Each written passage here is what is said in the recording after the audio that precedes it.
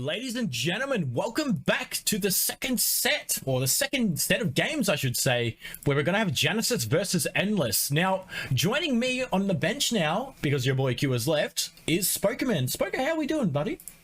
Oh, what's up? It's good to be back on the disc again for Dead by OCE, and we're already going to be kicking things off with a really nice quick chase onto Vision here, who's going to be able to play around this pallet quite well, actually. Bassi being really strong with his power here, getting the pallet and the hit here, and zoning Vision to be stuck at this pallet chip. Beautiful vault, though, by Vision, who's going to get tormented now, which this early into the game is a very troublesome thing to deal with.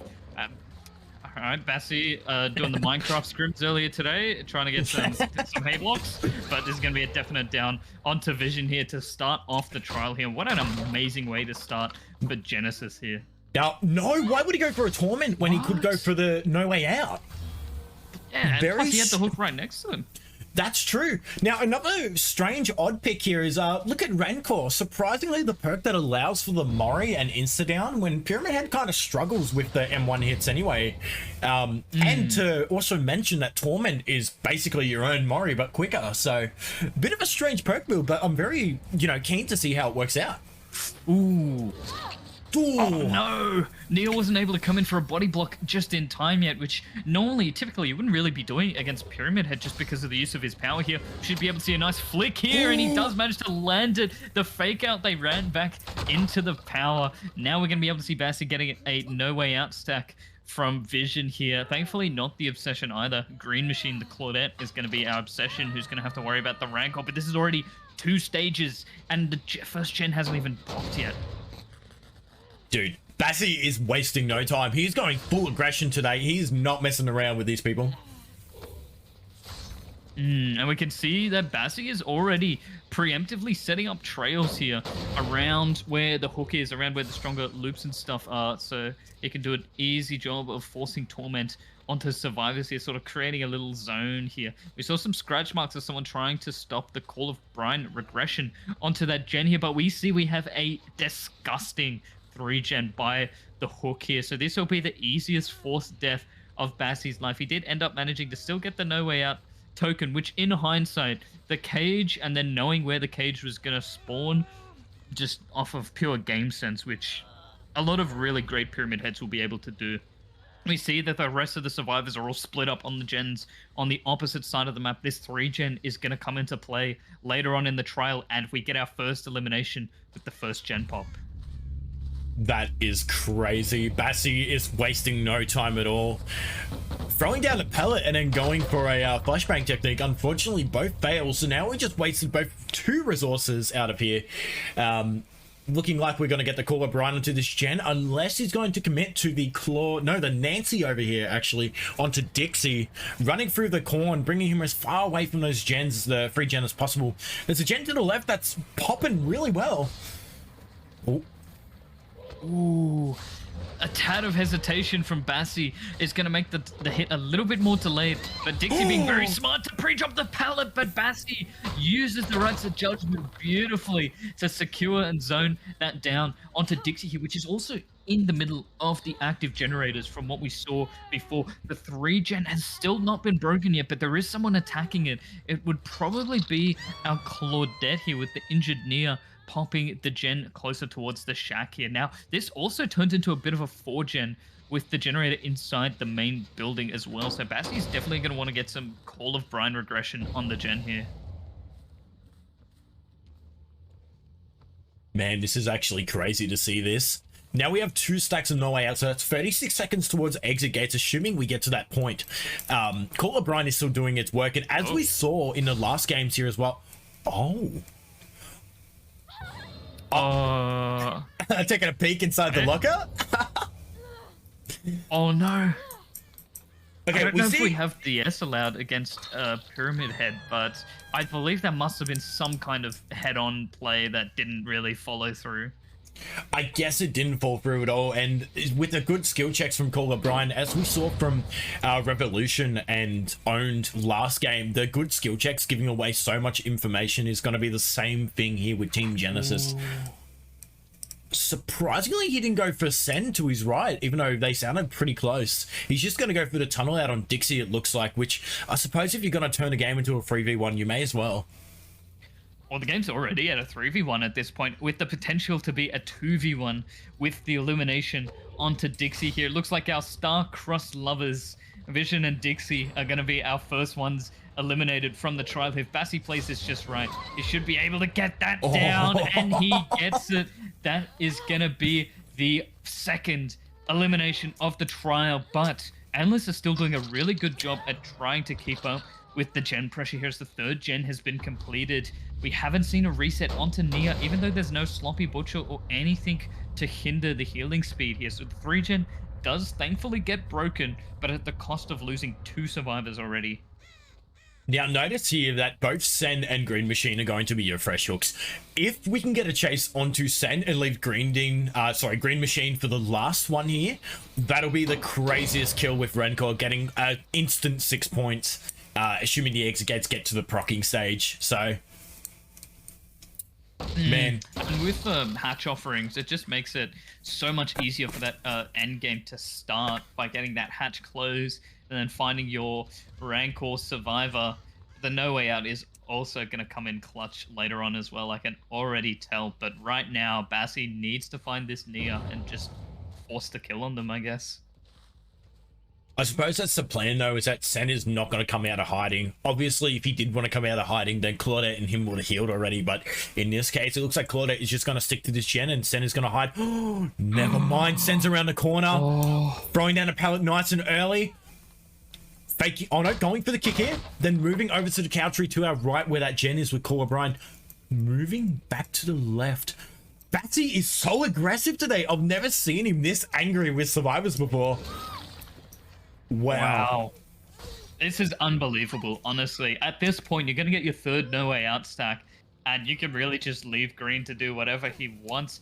But there is a possibility that Green would be able to do the last 2 generators if we see Bassi try to force the kill here. So it honestly might just be beneficial to break the resources in the area here and see what happens. I don't think Batsy knows that it doesn't work. After a couple seconds, it'll all disappear if they're too close to the exit gates. The Trail of Torment there, so... It might not be the case. There are certain ways that you can place your trail as pyramid. Oh, that being said, though, we are going to get the chase onto Green. Wow. A beautiful hit there. Just nowhere to go in that pallet there. Oh, we're not going to be able to see Green make it to the window. We have to go back to this setup over here with the short wall and the filler pallet here. So Green is just going to preemptively drop that. And as soon as Green goes down, we're probably going to be seeing Nia attempt escape from the hook here. But there's no pallet at this short wall. Let me just remind you guys, Green is stuck here at a short wall with no pallet. So this is pretty much death for Endless here with 2 gens remaining. I don't believe there will be a Rancor Mori, but we will be getting the 4K. Ah, there it is. The signal flare of send help SOS. Oh, no. Man, that is absolutely crazy. This hook is broken here. Nah, they're not wiggling, unfortunately. Yeah, there's no wiggles coming on anyway. It looks like Green Machine has accepted his defeat. And shortly after, we're going to see Green Machine, even if he does attempt to Kobe and does happen to get the 4%, it's still all over, unfortunately, as Kobeing does not count as it's an RNG factor. Here comes in the second stage, followed by the third. What a crazy setup.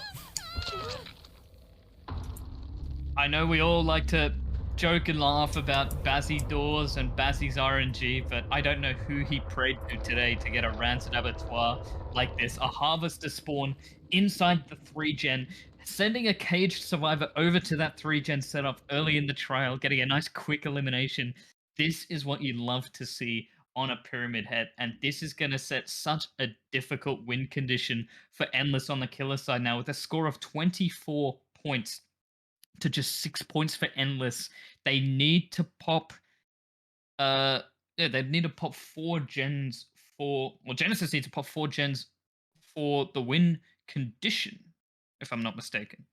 That's exactly right. We're going to have to pop 4 generators. Genesis is going to have to in order to obtain this win condition. So we better see a really good performance here by, I assume it's going to be Dixie playing Executioner back here. So we'll have to find out what happens next with all of those details right after a short break.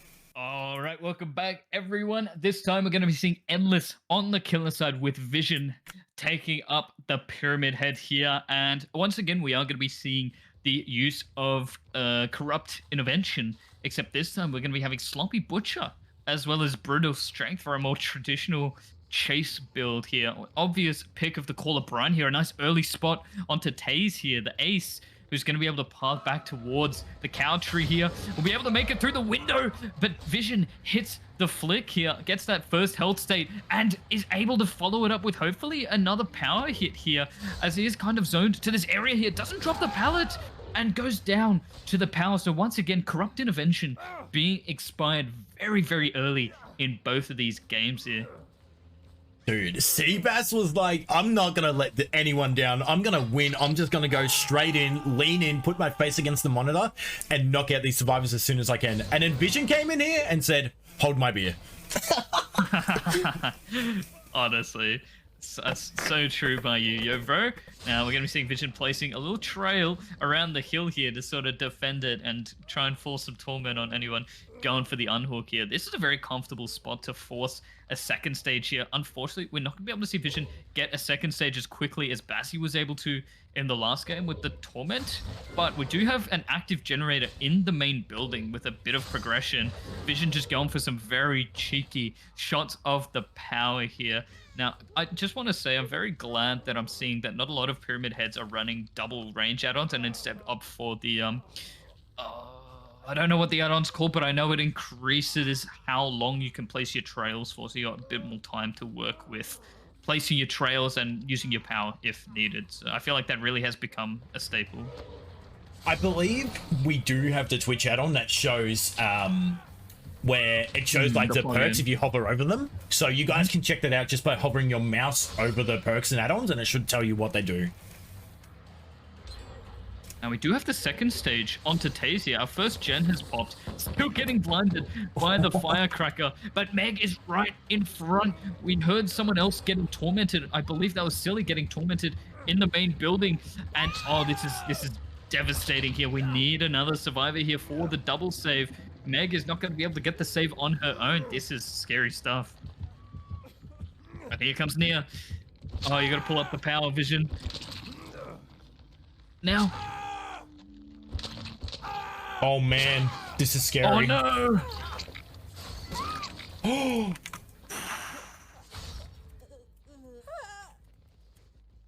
All right, with that firecracker already out of the way, though, there isn't going to be a firecracker save up on this hill, though. So Filthy does unfortunately get 1-for-1 here. We do manage to see Taze break away here over towards the shack side of the map, but is Vision going to be able to find the ace before they can get reset? With Sloppy Butcher in play, I believe not applied onto ace though, as he was only hit by M2, so heal speed will still be normal. The reset should be possible, and we might be able to see another second stage coming through. It's really scary for Endless right now. Vision needs to make sure that only one more gen can pop before he gets the 4K, otherwise the win condition will be impossible to meet. Ooh.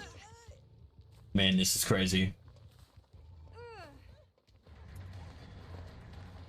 And we are going to be going straight back for Meg here, right off of the hook. Not going to be able to make that window with the M2. Not a chance in the world. We get some Caller Brine value back onto that generator that we previously kicked here. Going for the cage here. In the central part of the map, I feel like it's a bit risky. Your cage could really spawn in many different corners of the map towards shack maybe, or more towards the right into a much bigger dead zone, but it does force the survivors out of position a decent amount. So Caller Brian's going to go back onto that gen there, restart that 60-second timer. We can see with the Torment trails that Silly is at the back of this TL here. Not going to be able to land the power hit, unfortunately, but is going to go right back to where this cage was. Man, this is absolutely crazy. Both teams putting up an amazing performance here. Now, it looks like Endless needs to get a quick 4K because with only 2 more gens until the win condition is set for Team Genesis to take the win. This is going to be really tough, but you can see here that Vision is not messing around. He's applying cheeky stun here by our Meg Filthy. Man, that's crazy. Yeah, that stun was actually so huge. Otherwise, she wouldn't have been able to make it back to this short wall and gets hit by a beautiful prediction from Vision. We hear the gen in the distance is getting actively worked on. He needs to get the down, and he needs to do it now. But Serena is also here. He tries to line up a double shot. The gen pops in the distance. Filthy lasts a little longer. Beautiful double back to dodge the power once again. Bassi getting tormented here, and the 4th gen is done. Genesis wins this first set point. Bassi is going to take this down here into the cage, and we should be going straight back for Filthy here, who should be able to make it all the way to main building at least. What the hell just happened in the last 30 seconds? Yo, we were chasing after Filthy, and then Zarina came in, Z-Bass, and then like the 4th gen and a 3rd gen pop. That was crazy, dude. Oh, honestly, this is some insane stuff right here. This is going to be Filthy dead here, though, but he fakes the window, forces out the power, and gets a beautiful vault back as well. It's going to last a little longer, but gets tormented from that one little bit of trail. Baits out the power here to get the secured down here, playing it a little safer, and there's the final judgment onto Filthy. And that's the first elimination with still only 6 stages on the board here. Genesis could be on pace to get the last gen popped here. Holy cow, dude. This is actually insane. These games have not let me down. I thought we were going to be sitting here for like 7 hours just going through really slow-paced games, but every single one, including the last setup of Owned and Rev, have been amazing, and these two are going off to a great start. The dirty pellet stun coming in by Taze here, continuing to chase. Actually, no, he's going to switch target over to, I think that was Silly or Seabass, I can't tell. I believe that was Seabass in the distance, but it can't go too far away. We still need to linger around this 3-gen setup and put Caller Brian onto the gens here, because they are starting to get a decent amount of progress. There's Silly in the distance meeting up with Bassi to discuss strategies. Never mind, Bassi, I lied. He's over at the couch here and taking chase of the TLs here. Oh, Vision doesn't quite land it there, but Bassi's playing this beautifully. He knows what to look out for with these M2s. I was going to say, Bassi just coming off an amazing game with crucial hits as Pyramid Head, that he knows what's going to be coming for him. He can predict and just live rent-free in Vision's head right now. So there's no way that Vision's going to get an easy shot on him unless it's an M1. We do see that Genesis is starting to attack one of these outer gens, as both of the outer gens in the 3-gen here. Bassi on this gen here, Silly working on the other one. Vision really doesn't have a whole lot of time to do anything like breaking pallets and eliminating resources in the area. We all know that Bassi's going to fake that pallet vault, playing it safe, makes it over, and misses the power shot. Oh my goodness. Oh, and there's a hit. Unbelievable stuff. This is exactly what I love to see when I'm spectating a Pyramid Head game. Pyramid Heads that aren't afraid of being audacious with their M2s is always the most exciting to see, and this is exactly what we're seeing, but not here. We're going to play it safe and get the down onto Bassi here. Now, is he Deathhook? No, not quite. The cage is going to go back over to the edge of the 3-gen, but it doesn't matter. The final gen pops. The cage is right next to where the door spawned. Vision knows it, is heading over there right now. Now, without No Way Out, like we saw on the last Pyramid Head from Bassi's performance, this endgame is going to be a lot more rough for Vision, and we're probably going to be seeing some survivors out the door here. Even though Vision has already lost the win con and Genesis has taken the first set point, it's still amazing to see how well he's been putting up a fight. These hits onto people like Seabass are amazing. He's not letting down, dude. 100%. And that being said, the survivors of Genesis here have proven to be so strong in chase as well, being able to dodge out some of the nicest predictions. We see the door getting opened. We need to find Bassi, but Bassi is probably already at the door here. We have our near zone towards the couch. It dodges that? Huh? Oh, he's going to get stunned by that pallet. He plays it safe and steps back, but we get the pallet drop and the dodge. Silly is on his fresh hook, though, so it would be nice to get a 10-stage game here. I believe we should be having both of our doors open by now. Not quite landing the shot here from Vision. Silly is still playing this short wall and trying to find an opportunity to break away, and he finds it, is able to run over to the shack door. We see Bazzy, I believe, using inner healing inside that locker to heal up the health state, and now everyone is going to be out the door here. Genesis getting the 3 out. Dude, you see how they were looking up at the gate there? Oh man, that's beautiful. Oh, it's so good to see our survivors have a bit of fun here. That was absolutely crazy, man. Genesis taking the first set point here with a total end score of what looks to be 39 to 17 points for Endless. What a crazy game, dude. Oh, this is the perfect set to start off with for this matchup here, as both of these teams are in, well, were in the loser bracket, with the winner of this matchup going on to face Owned for a spot in the grand finals. So moving on, we're going to be going into the nurse sets, which was Endless's pick of killer. We just saw Genesis playing for their pick here and getting that first set point, but now we're going to be heading over to the Coal Tower to see how Sally is doing today. So we'll bring you those games right after a quick break.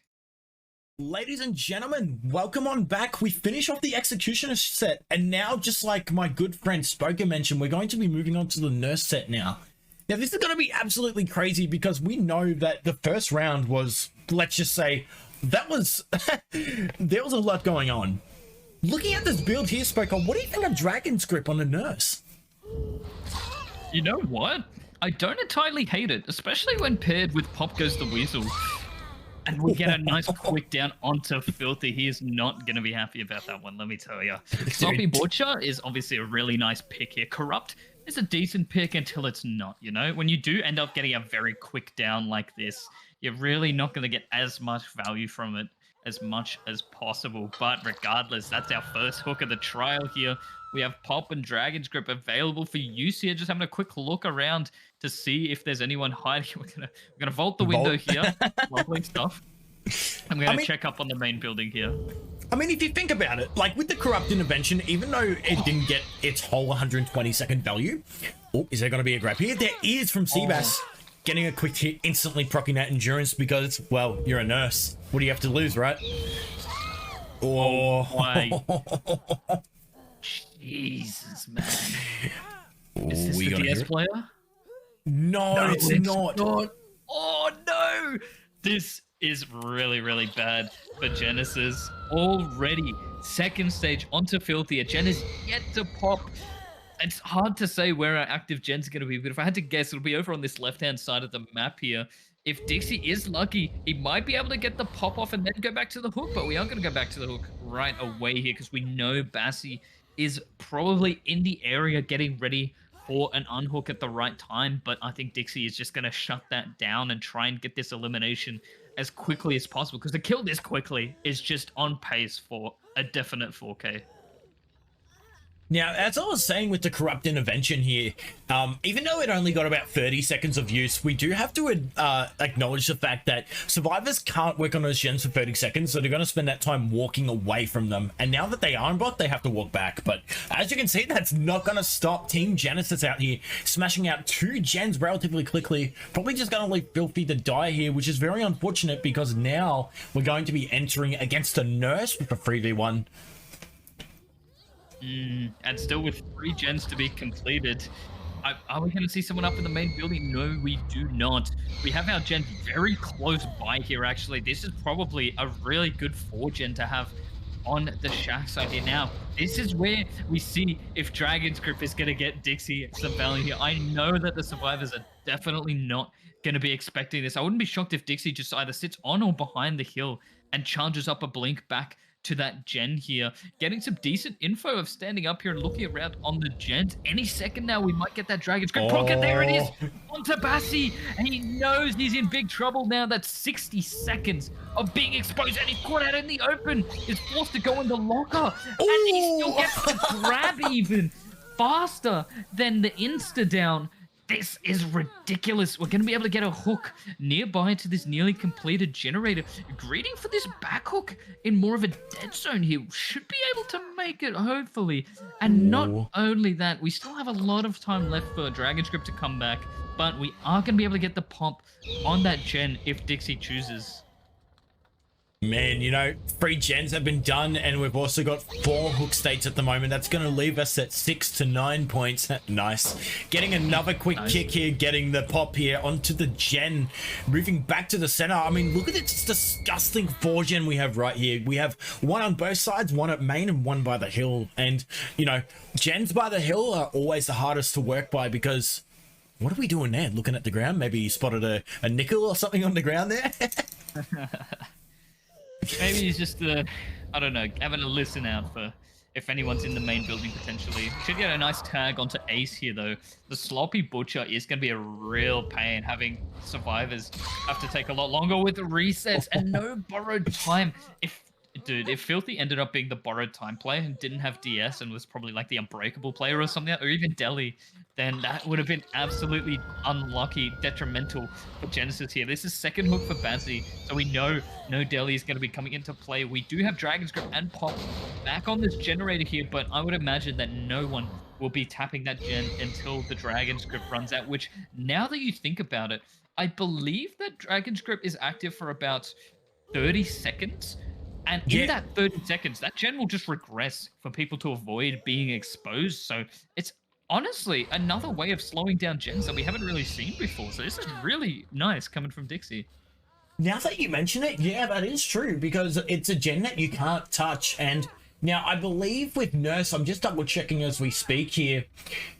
Yes, Call of Brine and Overcharge is banned, so of course you won't be able to use that combo there. And Eruption's banned, so really, I suppose that in this case, Dragon's Grip would be the strongest gen choice here for gen defense. Yeah, and as I'm saying, I don't think a lot of people have really picked up on that, and Dixie is just forming the new meta here, getting that second elimination. Still 2 gens remaining, caught it over by this gen, not quite being able to make that double back. This is going to be silly. Taking the chase here. We do also have Taze in the trial. Ooh, beautiful perfect dead hard. Yeah, from Silly there. Still a healthy Taze, working on another generator if I had to assume. But we're not going to continue this chase onto Silly. I think Dixie is worried about the 4 gen here. Sticking around here, we still have Dragon's Grip on cooldown, but not to worry because we are a Nurse. We're going to be moving back and forth, so we can always apply it to a second gen here. I'm still so shocked that you thought of that. That Dragon's Grip really does buy 30 seconds of regression, which isn't a huge amount of time, but it's definitely enough with the base 2.5% total regression off the gen, followed by the other regression afterwards. A quick hit onto the Ace here, who was trying to become a tree here. Going in for a big blink. Is Dixie going to make it over to him? He's not, so he's going to save the charge here. Double up on 2 charges now, going straight over to the Ace. One more blink, one more blink. Around the rock, he's just going to save the charge again. And he's just going to go bye. He's got more important priorities. Now, with the time that Silly had to take to fix the mend and get back on the gen, I don't think we're going to see it pop, as we only see him just now coming back to it here. Goes for the double back, even though Dixie saved the second blink here. Here comes Dragon's Grip once again. At this point, with everyone being injured, it's really not that much of a threat anymore, but... being injured against the Nurse is always a scary thing. Another beautiful double back from Silly here. Oh man, no, Dixie's blink gets eaten by that rock. That's really unfortunate, but we should be able to see the down here, and that is some lovely stuff here. I don't think Taze had much progress on the gen on the right-hand side of the map up the top here, so I don't think we're gonna see any more gens here. Oh, I suppose Silly is fresh hook. I was expecting him to hook more central because then he would be able to go over to hatch and secure it, but it does make more sense that he hooks just straight away, starts moving towards gens that he can. In this case, yeah, I was going to say he might just go back to that gen where Silly's being hooked and then just force it with Pop. Yeah, he would be able to get some nice regression onto that gen with Pop. I don't believe it's been tapped just yet. It might have been. I don't think so because we saw him kicking it with Dragon's Grip just before, so that gen should still be regressing, making the Pop unavailable as of right now. At this point, we're really just trying to find Taze, who could really be stealthing out anywhere here, and if he turns out being in the basement here, then that would be ridiculous, but I don't think we're gonna find Taze that easily. I mean, we could take a quick spectator's peek here. Oh, look at that. We got the DS right here, and we got... there he is. He's scratching there. Over by the main building. Which is surprising. Is there a gate there? I don't think so, but maybe we have Hatch here. No, it can't be because it's playoffs. I believe it's a set spawn, isn't it? Is it set to be at Killer Shack? I believe it has to be set. I'm just going to double check that now and make sure that we're all right on making that accusation. Because if it is set to spawn at Shack, then we'd have to assume that Taze is playing. Oh, we do actually see a door over by the main building here, and Silly has just died on the hook here. Dixie blinking back over to the Shack, I assume, to close the hatch here. Now, being on the complete opposite side of the map, Dixie would have to do a couple of blinks to get over to that main building door. So I believe Dixie needs to blink to the right door here and hopefully find Taze here. It'll be a total of about 3 fully charged single blinks to get there. Hops up on the hill here to check that door over to the left-hand side, but now we're going to see him going over to the door that Taze was on. Does he have enough time? He might. He won't make it with that blink. Wait. No, there's no way. And the dead hard was on Claudette, so he's not going to be able to make it out. That would have been a fresh survivor out the door, but unfortunately it was not meant to be. Is he even going to make it to this hook? No agitation, no nothing like that. No, he's got this, unfortunately. Man, that's crazy. I just double checked, by the way. It is set spawns. Hatch will always... Oh! Wait. He also has life, so he needs to make it to either a pallet or a window. He is going to make it to this pallet. It gets the stun. Dumb tech life, maybe? No, he's going to go straight this way. It gets in the locker. He's not going to be able to do anything here. No use of life. He's not going to be able to make it. I knew he wasn't going to make that hook. I feel like the play would have been to life at that pallet and go for the cheeky dumb tech. That might have been enough. There was another pallet on the way, but I doubt it would have been enough distance to make it to the door. That would have been a beautiful play. So unfortunately, that will be the 4K for Endless here. And I believe only 3 generators got completed. So a 4K at 3 gens would mean the scores would be at 24-6 for Endless here. So 6 points to Genesis. They have a pretty tough win condition to go up against here.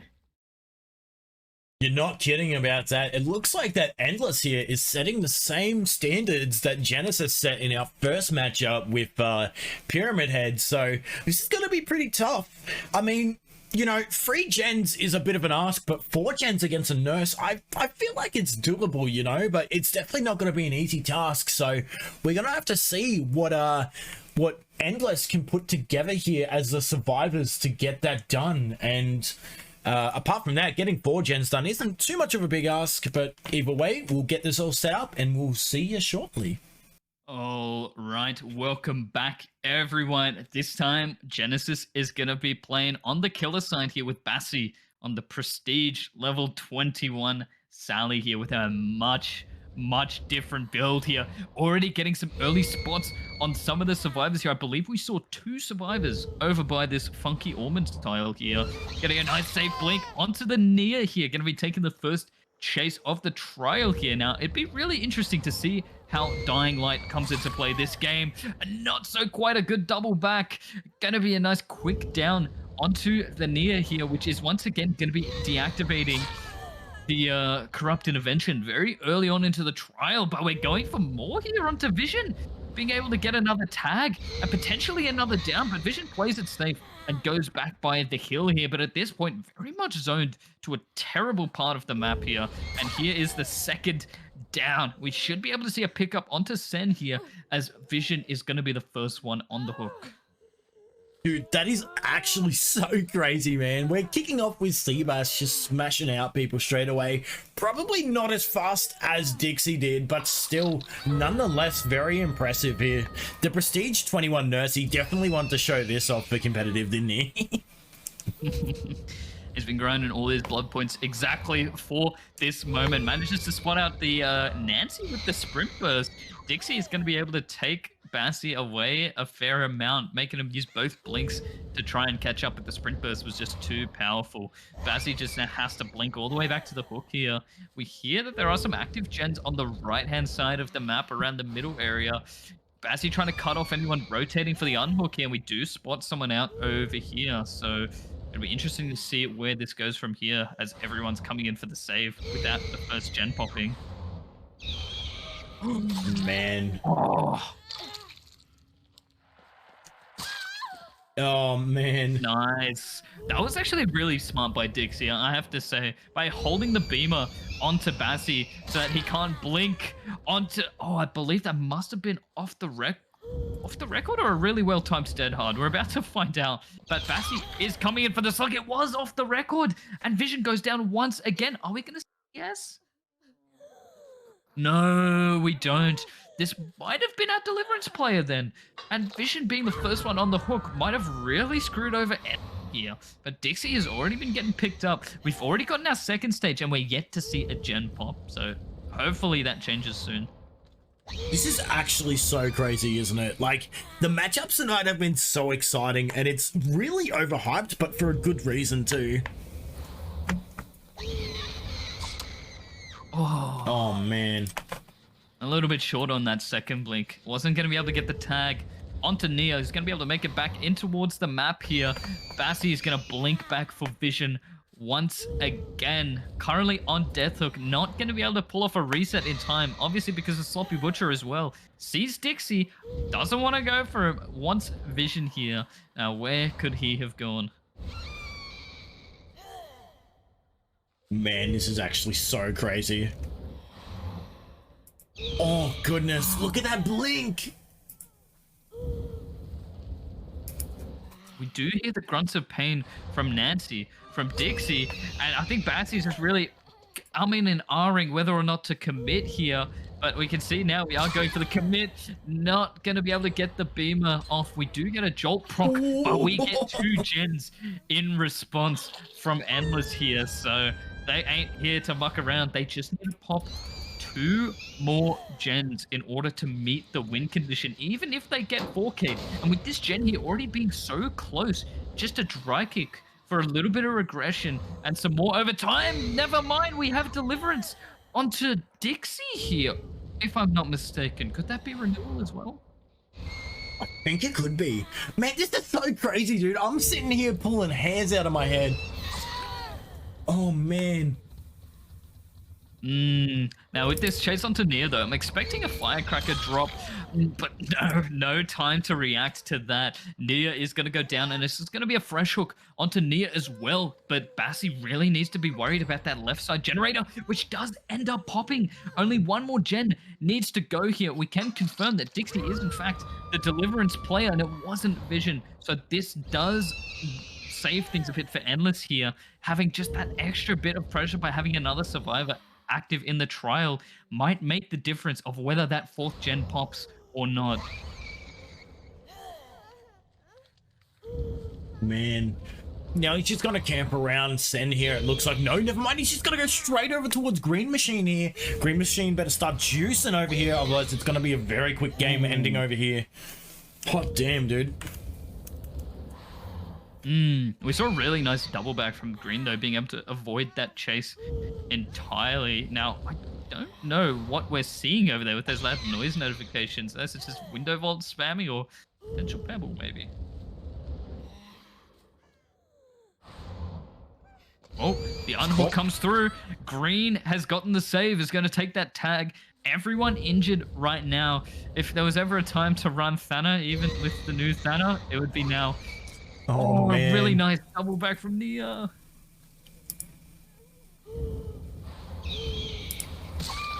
Oh.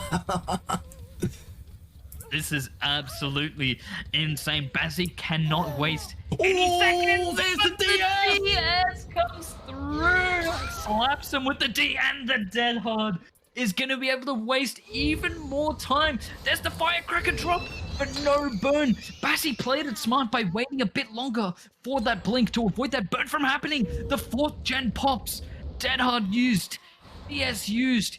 That's a set point to Endless here, which is going to tie up the scores. Endless have done a phenomenal job at playing for their killer pick here, and it just really goes to show with these sets of trials here that every second really counts, and a beautiful down onto Green here through that tile. That is crazy. Yo, this is actually insane. There's really nothing more that needs to be said here. It was really nice to see that Bassi was going for a bit of an extra, more oppressive gen regression build, as well as that sloppy butcher to keep the resets in check here. But we see the unhook already happening onto Green Machine, and the rest of the team is healthy right now. So the pressure that Endless is giving off right now is absolutely ridiculous. Oh. Dixie with the beamer as well to stop Bassi from blinking all the way around the edge of the shack.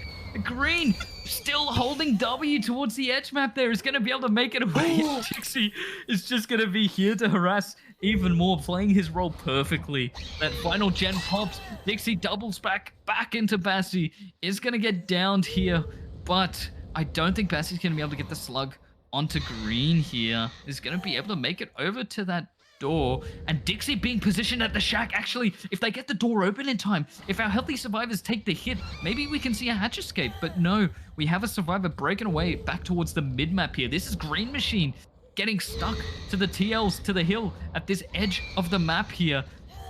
This is probably not what Endless wanted, but a hatch escape for Dixie could still very well be possible.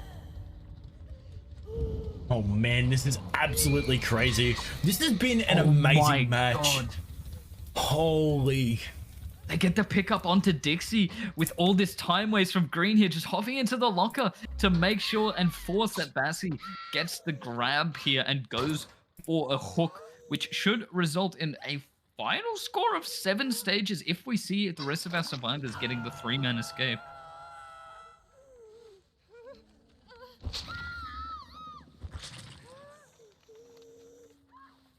And there it is. My goodness, YoBro, what an insane set of Nurse games we've just seen. Endless bringing it back and getting another set point to even up the scores. This has been just absolutely ridiculous. The strategies on Nurse we saw from Dixie by running the Dragon's Grip, and the retaliation from Bassi, but not quite being able to stop Endless on the survivor side. This is just absolutely incredible stuff. And I'm sure everyone's going to be really excited to hear this, but we are going to be heading back to the Coal Tower for the next sets, as we're going to be playing against the Huntress, which is, again, another killer pick for Genesis. So, for Endless, sorry. So, with that being said, we're going to head into a quick break, and we will catch you all very, very soon. And welcome back, everyone. We're going to be returning to the Coal Tower here, and we're going to be seeing another killer on hands here. We're going to be seeing what looks to be Seabass playing the Huntress here. Moving straight in here, we're going to have a look at the perks. We have No Way Out, Rancor, Bamboozle, and Corrupt Intervention. Now, what a strange pick for Bamboozle, to be honest. Honestly, I don't hate it at all. Now, if I were on the Huntress, I'd personally be running something like Brutal Strength, but a beautiful snipe onto Claude here, onto Green Machine to kick things off. Gonna have time to set up the main building here as well, while we have Green zoned here. Already dropping this pallet here. Gonna be able to get rid of all these resources around here and keep the Corrupt up for a bit longer. The 3-gen over by the main building here is probably what's gonna end up being pressured later on in the mid to late game, as Green is now forced to run down the right side of the map here.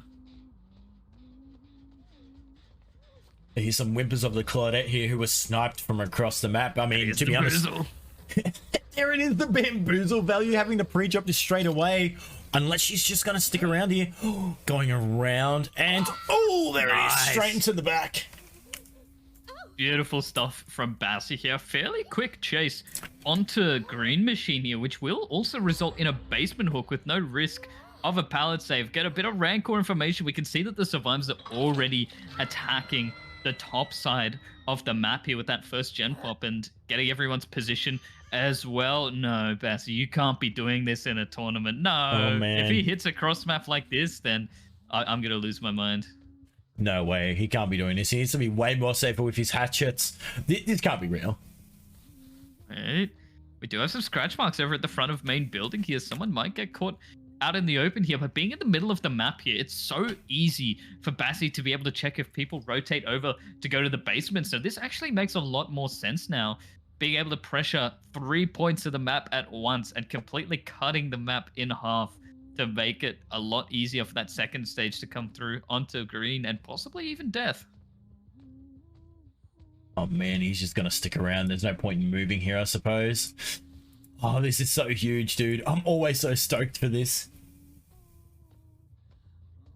I think at this point, though, our survivors are going to be one on each gen on the top side, at least, right?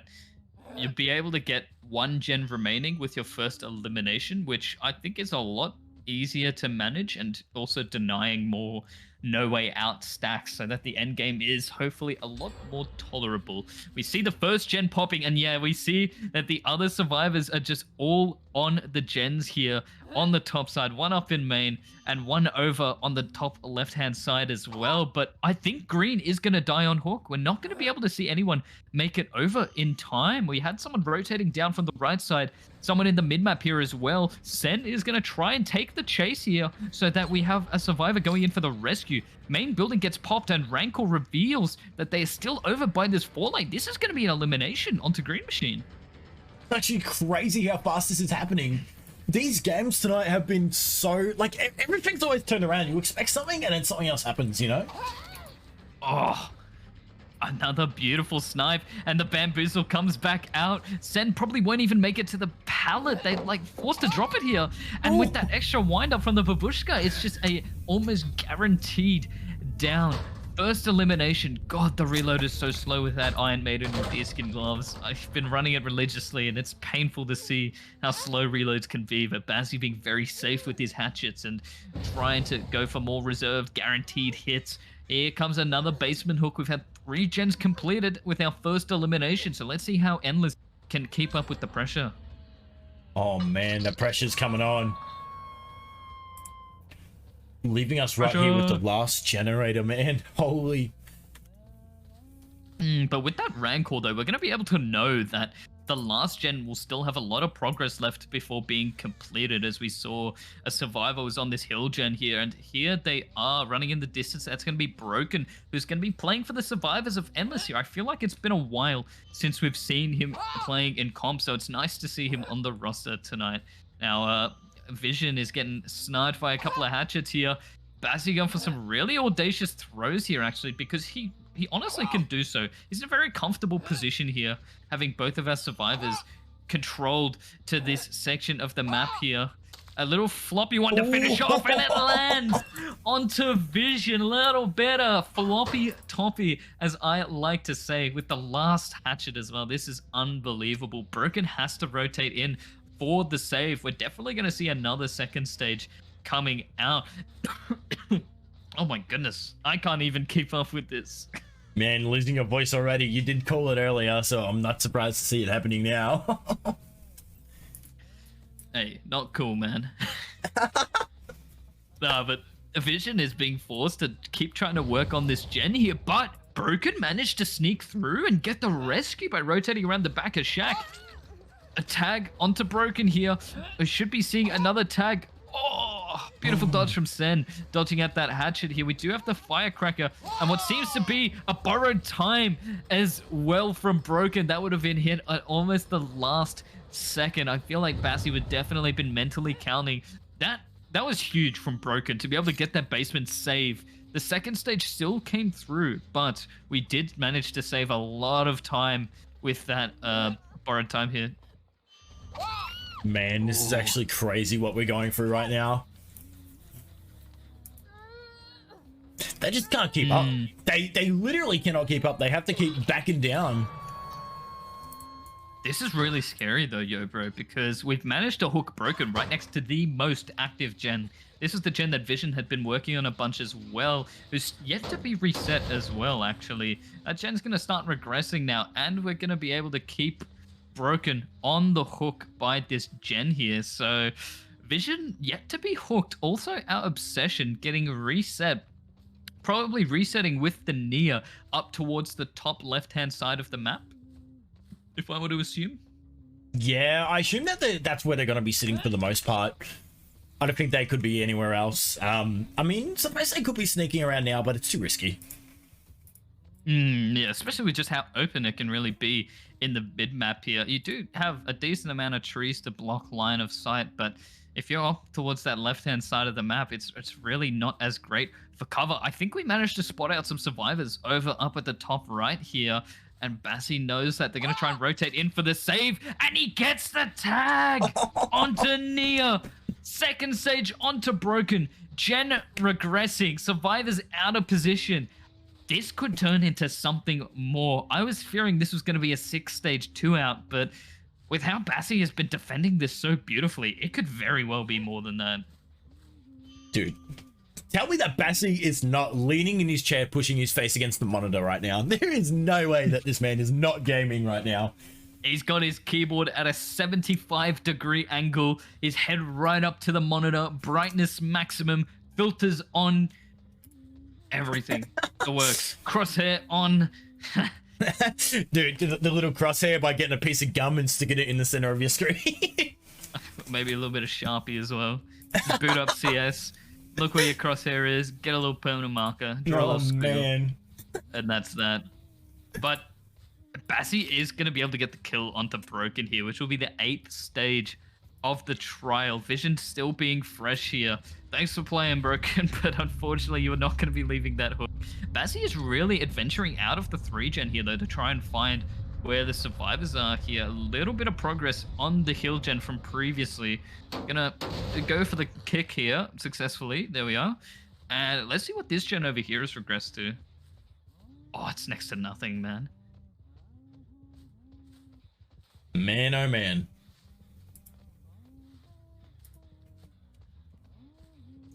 I'm honestly surprised that we're seeing a 3-gen on Shack's side, being the 3-gen that holds true on Cold Tower.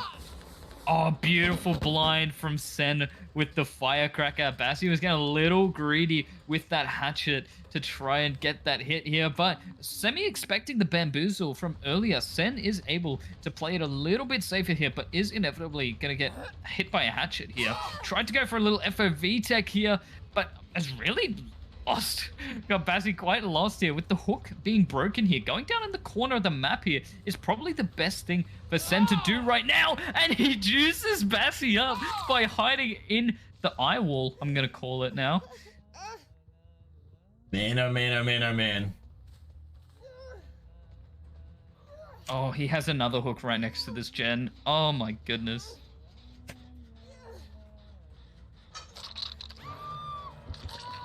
And that is death hook for Nia as well. So as this hatch gets closed, if Vision doesn't get it, that's going to be a rankle, Mori, which will be just the immediate 4K awarded. We see the scratch marks.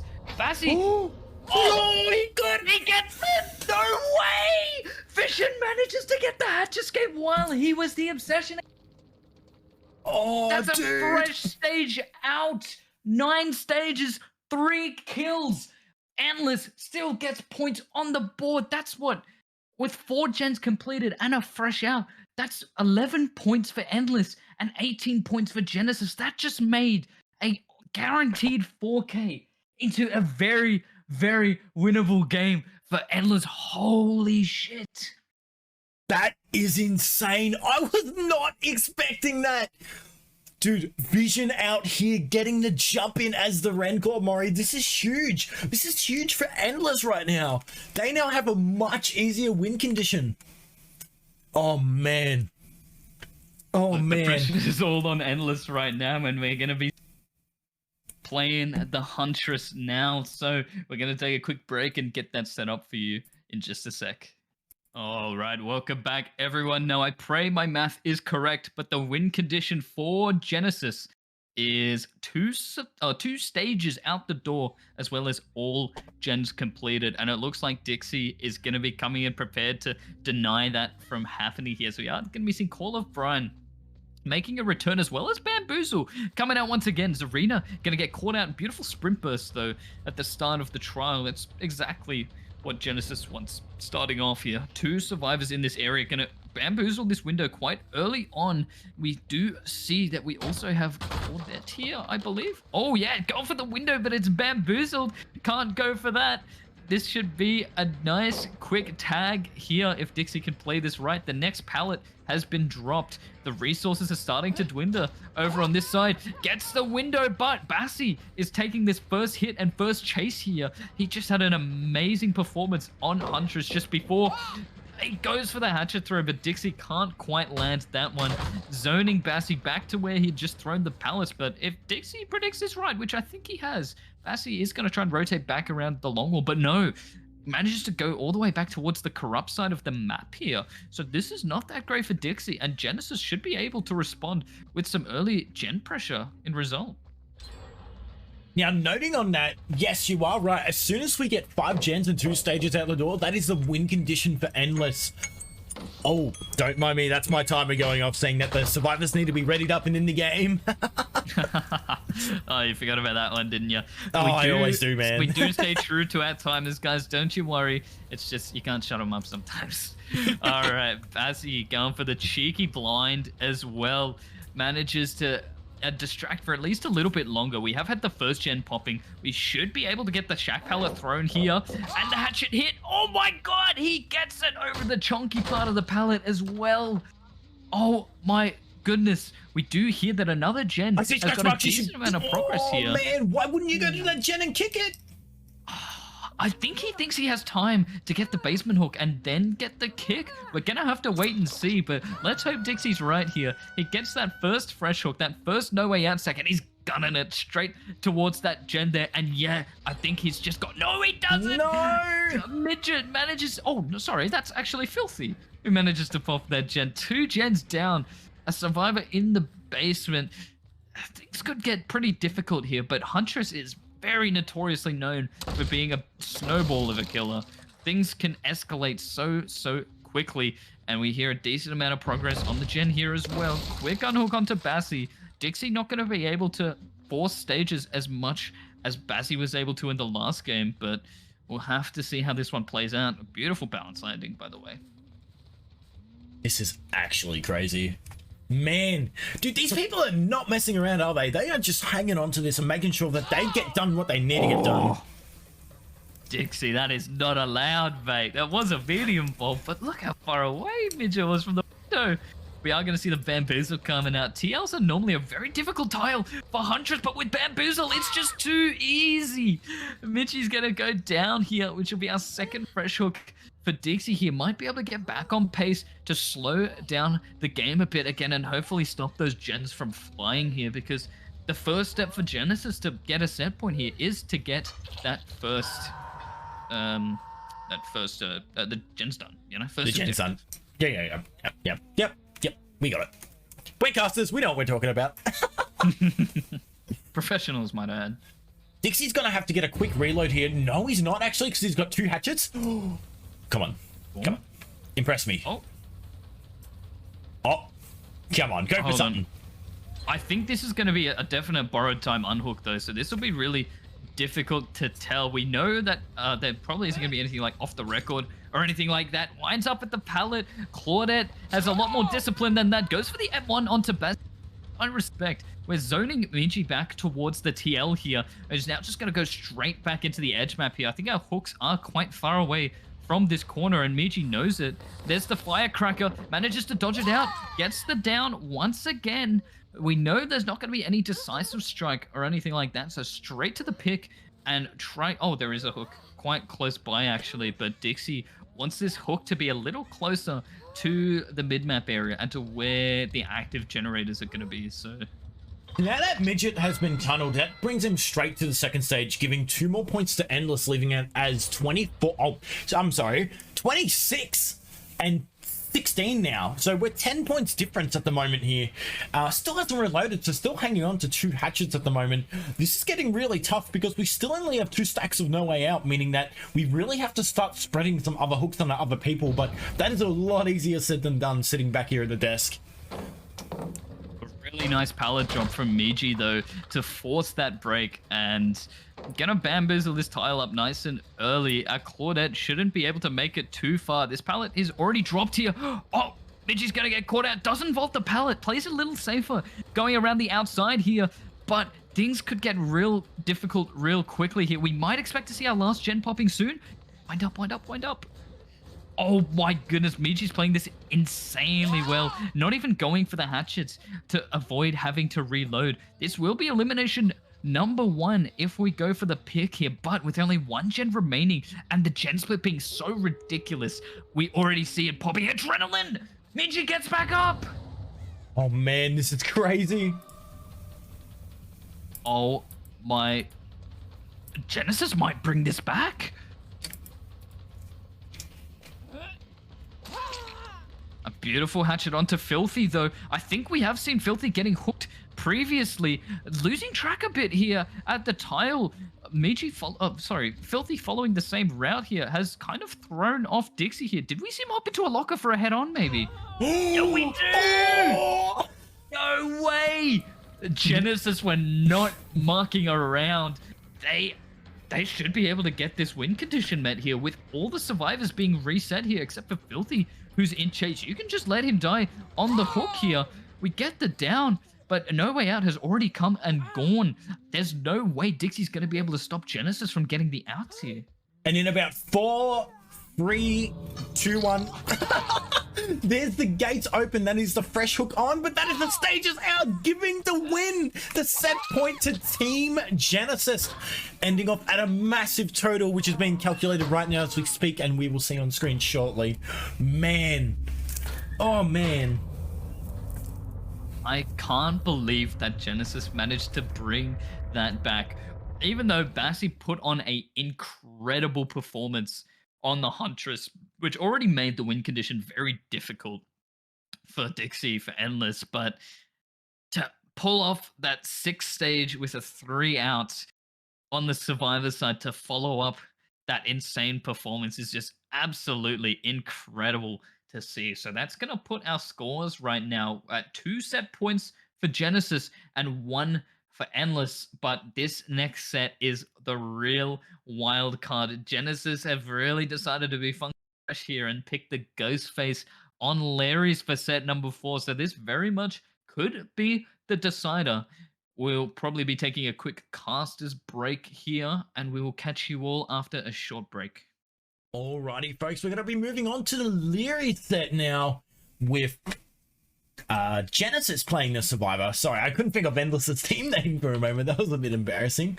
Moving on here, we're going to be seeing Endless coming in, playing Ghostface first. Looking at this build, we have No One Escapes Death, Sloppy Butcher, Call of Brine, and Corrupt Intervention. Getting a quick stalker ready onto Seabass here, who's going to run towards the sort of center is what I usually like to call it, but it's not really center when you actually look at the map layout, because man, this map is crazy when it comes to layout. Oh, unfortunately no grab onto these guys. Oh man. That is really, really unfortunate they couldn't get the grab onto Miji here. We're going to be seeing free throw City. Oh my god! Still manages to get the hit onto Silly here as well. Oh my goodness. What a pretty insane start, actually. Saving that power for getting back in chase with Bassi here. This is a really difficult palette to might I add. But oh my goodness, the greed of the palette. Silly's going to be able to greed it out at least one more time here. Not quite going to be able to catch up with the Bloodlust. Not going to get that hit here. Going to force the palette break, but Silly is zoned back here. I don't think he's going to be able to make it very far, but we do have... This is, yeah, this is Filthy coming in for the body block. It would have been really smart if Genesis managed to pull off Bassi coming in for the body block to get rid of the already half stalk, but at that point Green would just be able to pop power, get the full stalk, and get a quick down. So in hindsight, maybe not so great, but Corrupt Intervention is easily going to give some really good value here. We do get Silly snapping him out. Stuck at this pallet at the back here. Fairly safe though, it's just not really much to go anywhere after this, but he still goes down. Green manages to win at this pallet here. Gets the down onto Silly. Got the power back, ready to go. And that'll be our first hook of the trial here. Absolutely crazy what we're seeing here right now. Moving straight forward, we're going to be having a look at some stuff. And this is just where Larry's is so difficult. It's so hard to com where your Ghostface, yeah, Danny Johnson is going to be moving around the map. Manages to get up near 99 onto Bazzy here. He doesn't even know. Gets the reveal onto him. And this is really, really scary now. Bassi needs to play it extra safe, but he's gonna get caught at the window. Oh no. This is actually insane. Looking at this, we have 2 points already onto Genesis here, and then we have 3 points, well, about to be 6 points onto Endless. Not going to go for a basement hook by the looks of things. Instead, we're just going to secure this middle hook here. Moving on over to the sort of corner here. Oh, there is people here. A good call. Oh, I saw someone in the corner there.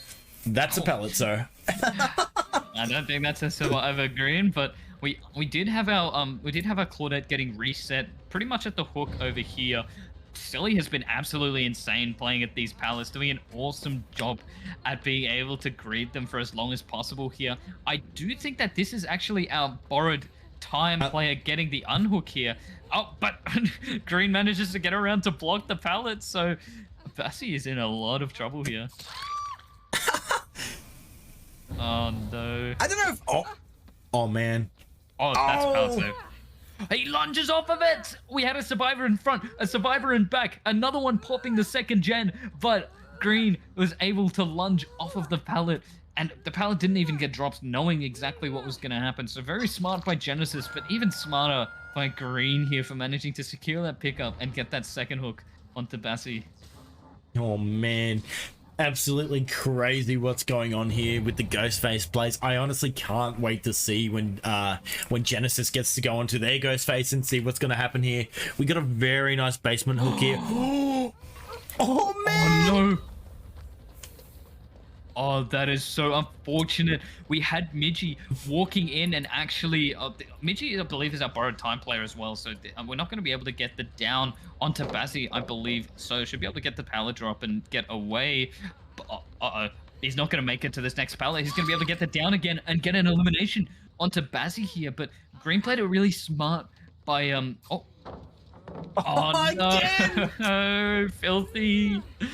Oh, that was not going in the touch, boys, unfortunately. We got our first elimination. We probably aren't going to see the pickup onto Michi because Green has his power ready. We do see Filthy trying to come in for the pickup, but not going to be able to make it in time. This is going to be a fresh hook onto Michi here. And our borrowed time player being on the hook, things are going to get real, real messy. Basement hook, might I add. Searching around here, I suppose he's just going to have a little bit of a peek. Just stroll around, see what's going on around town. Kicking some gens while undetectable. Sticking around basement too, not wanting to go too far from where anyone else is at the moment. A little bit of a sneaky around the corner, sneak and peek. He just got some stalk onto Filthy, actually, which was by the, I think that was by... By the basement? Oh, no, it was by this generator here. No, actually, this is Silly over here, so Filthy must be going for the basement save here. He is. We see the scratch marks, and down he goes. Body blocking. Nice. Oh, but still gets the tag onto Filthy, though. Not getting that hit onto Michi is going to be a little tough here, actually. We do see that Michi is going to be able to get well away from that basement and away from the active generator here, which we've seen Silly pressuring here. Now, Silly should know that Green is coming here. The team should have been able to comment here, and he does manage to make plenty of distance to avoid getting stalked here, as he's already stalked about a quarter of the way here. A lean stalk could really be detrimental here, and here we go. And gets it close to 99, but not as close as you would want it to be. Silly trying to look back to break him out, but is just gaining too much ground here. Heads back towards this generator to try and cut him off, maybe. And we get Filthy caught by surprise. We heard him working on the generator, and so rotated back to get a nice quick down. Call of Ryan regressing these two gens with the most progress here as well. I don't think Silly or anyone has been able to go over and tap that gen to stop it from regressing, so we could have lost a lot of valuable seconds here. Man, this is insane what we're watching at the moment here. I literally have no other words. I'm pretty sure this is like the 6th time I've said insane. It's still regressing over here. Oh no. Call of Brian regression speed is just going to absolutely kill that generator. And this one over here as well, still regressing. We have time to break the pallet here, but Green is going to opt to go back to the basement. And here we can see Claudette. Oh, it's Silly who's perfectly 99. It's going to be another 1-for-1 in the basement here. Not going to be able to body block Filthy well enough to get out of here, though. So we aren't going to see him making it to a pallet. We know it's not borrowed time because it was on Miji, if I'm not mistaken. And we're going to be able to get another 2 survivors in the basement with Miji injured somewhere around the map right now.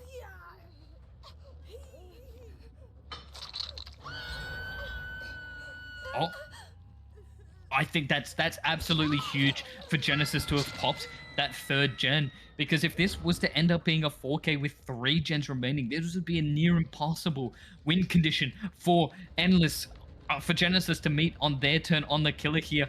We see that Miji is the last survivor up and is still being very greedy with these pallets here. Green is just trying to zone him away from the basement in order to get that down, stop any unhooks from happening. We're just seeing all our survivors in the 2nd stage here. We see even more pallet greed. Miji doing an absolutely insane job at these loops here. I think he got a little too greedy here, though. We are going to see it. Green manages to get the down. No hatch coming into play here. A nice quick hook onto Miji will wrap things up here, resulting in a 4K at 2 gens remaining. That makes the win condition for Team Endless just to get 4 gens done. Man, that's a really crazy win condition, to be honest.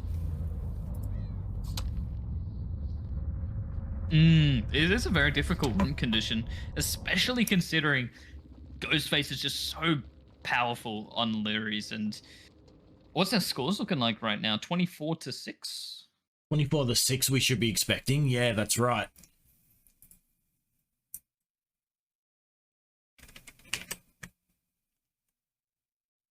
All right, so Endless knows what they need to do if they want to get a 2nd set point to push it into the tiebreaker. So we'll see how this goes right after a quick break. All right, welcome back, everyone. It all may come down to this. Genesis on the Ghostface now, playing their pick here. Their win condition being they have to 4K with only 2 gens completed. Bassi once again on the killer. I think we've seen Bassi playing every single killer for Genesis, so being such a valuable asset to the team here. Needs to 4K with only 2 gens. Oh, they don't see him. He gets the double reveal onto Vision and Broken. They are both caught with their trousers down here. They should have some decent loops to use here, though. A quick drop of this pallet here, and Steve is going to go down here. Nothing else to use. Broken also still exposed right now. This is going to be an insane start. This is actually so crazy, dude. Like, okay. First of all, I need to say, just real quick, did you happen to see what perks Green has? I did not, actually. To my surprise, any means necessary, tenacity, and flip-flop. Oh my god, I love it. I love it so much. Continue. Okay. If Green happens to get slugged, obviously we're going to see a bit of a wiggle off, but I want to know what any means is about. I mean, Ghostface does seem to kick a bit of pallets, so I'm not too sure what the choice is there, but we may find out shortly. It's really interesting to see Bassi checking the lockers here to see where Broken has gone to. Now, Vision should have been able to see Bassi peeking around the corner there. We'll know that the Ghostface is around this area here. So it's good for the survivors to at least know roughly whereabouts the killer is. Heading over towards the left-hand side of the map here, we hear a gen with a decent amount of progress, but potentially on either the backside of the gen or just already pre-leaving it. We do see scratch marks of the hook as we see the rescue coming out. We're going to see a bit of stalk here. Oh no, Vision's running straight back in. It's perfectly 99.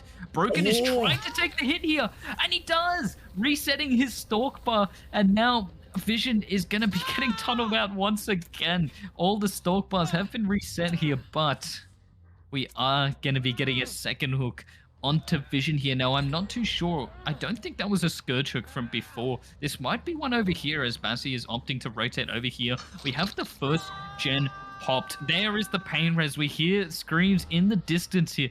Bassi, understandably so, going for a more regression-themed build here to prevent as many gens from popping here.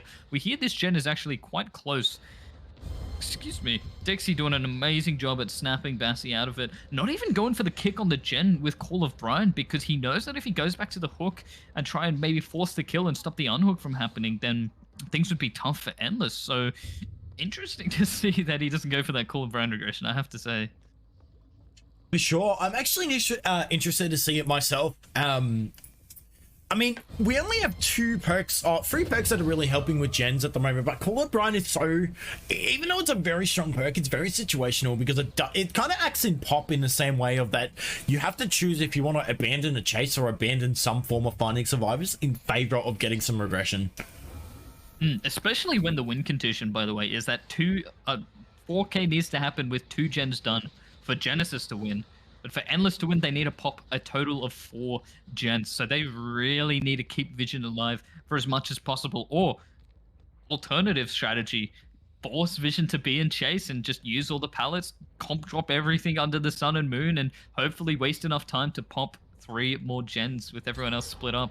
Where we do see a second gen gets completed here, Broken, and I believe Dixie as well, doubling up on this gen. Broken's going to be able to make it away through this window here, drops the firecracker, heading more towards the main area side. He's going to be able to make it to this pallet as well, so Bassie's just going to completely drop the chase.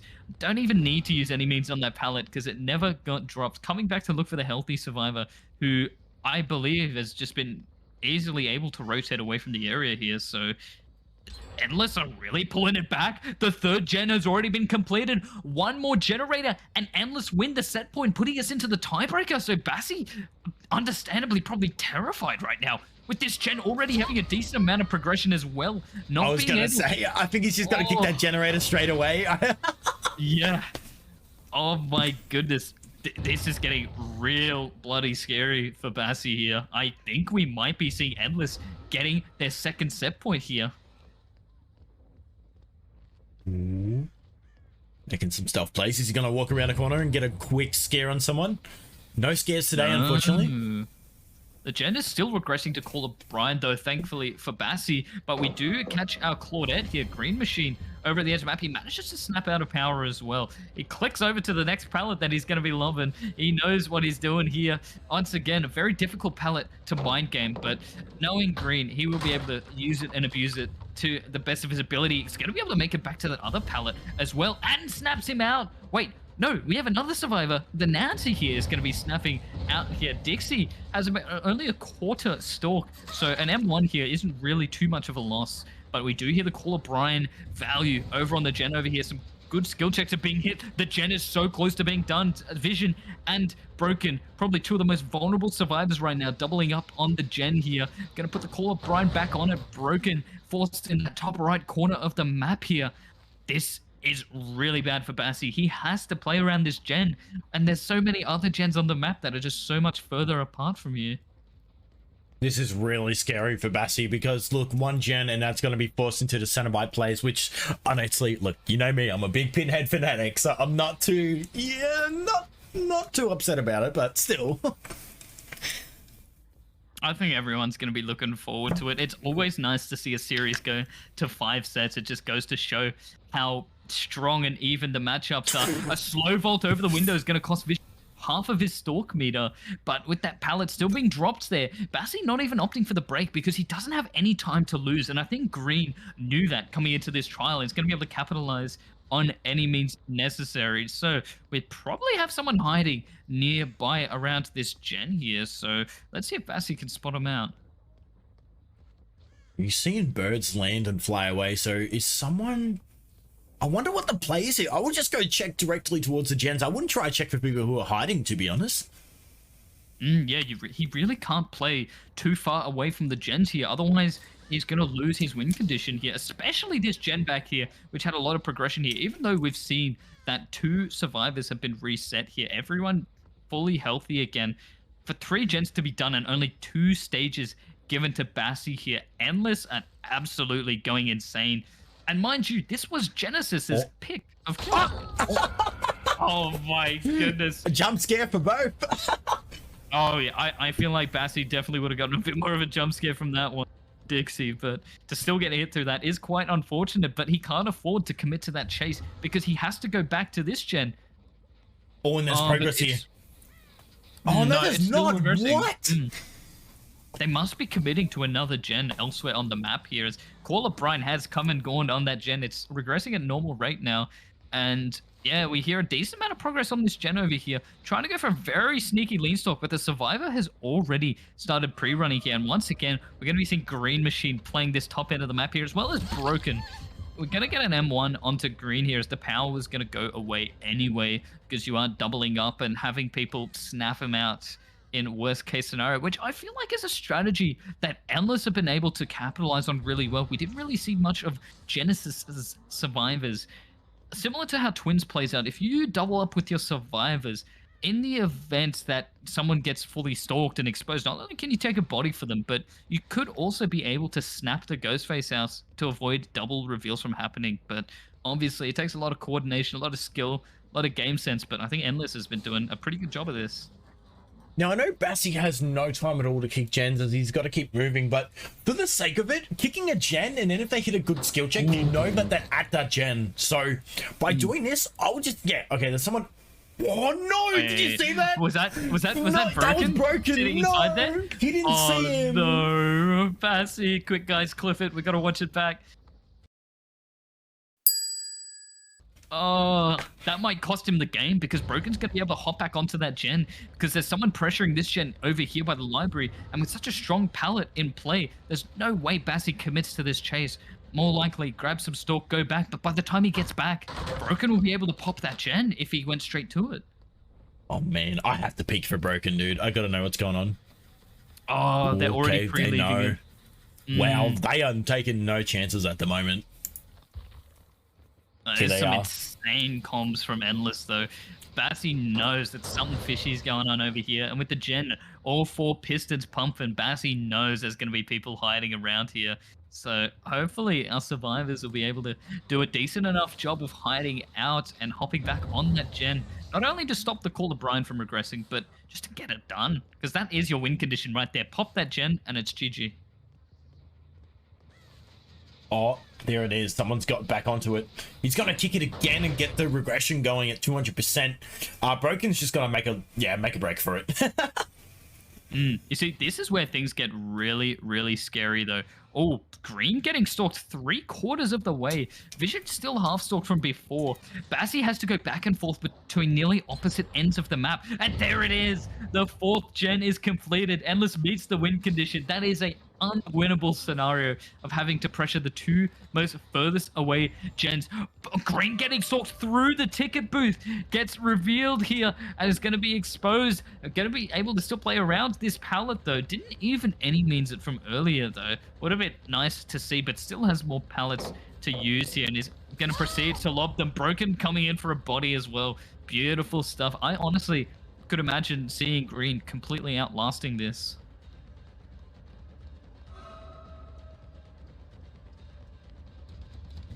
So, with that set point being acquired for Endless, it's now confirmed that we are going to be going into the tiebreaker matches on the Wrecker's Yard with the Cenobite. So, it's been a real long one tonight, and I know everyone is so stoked to see how this one plays out, but it really is neck and neck right now.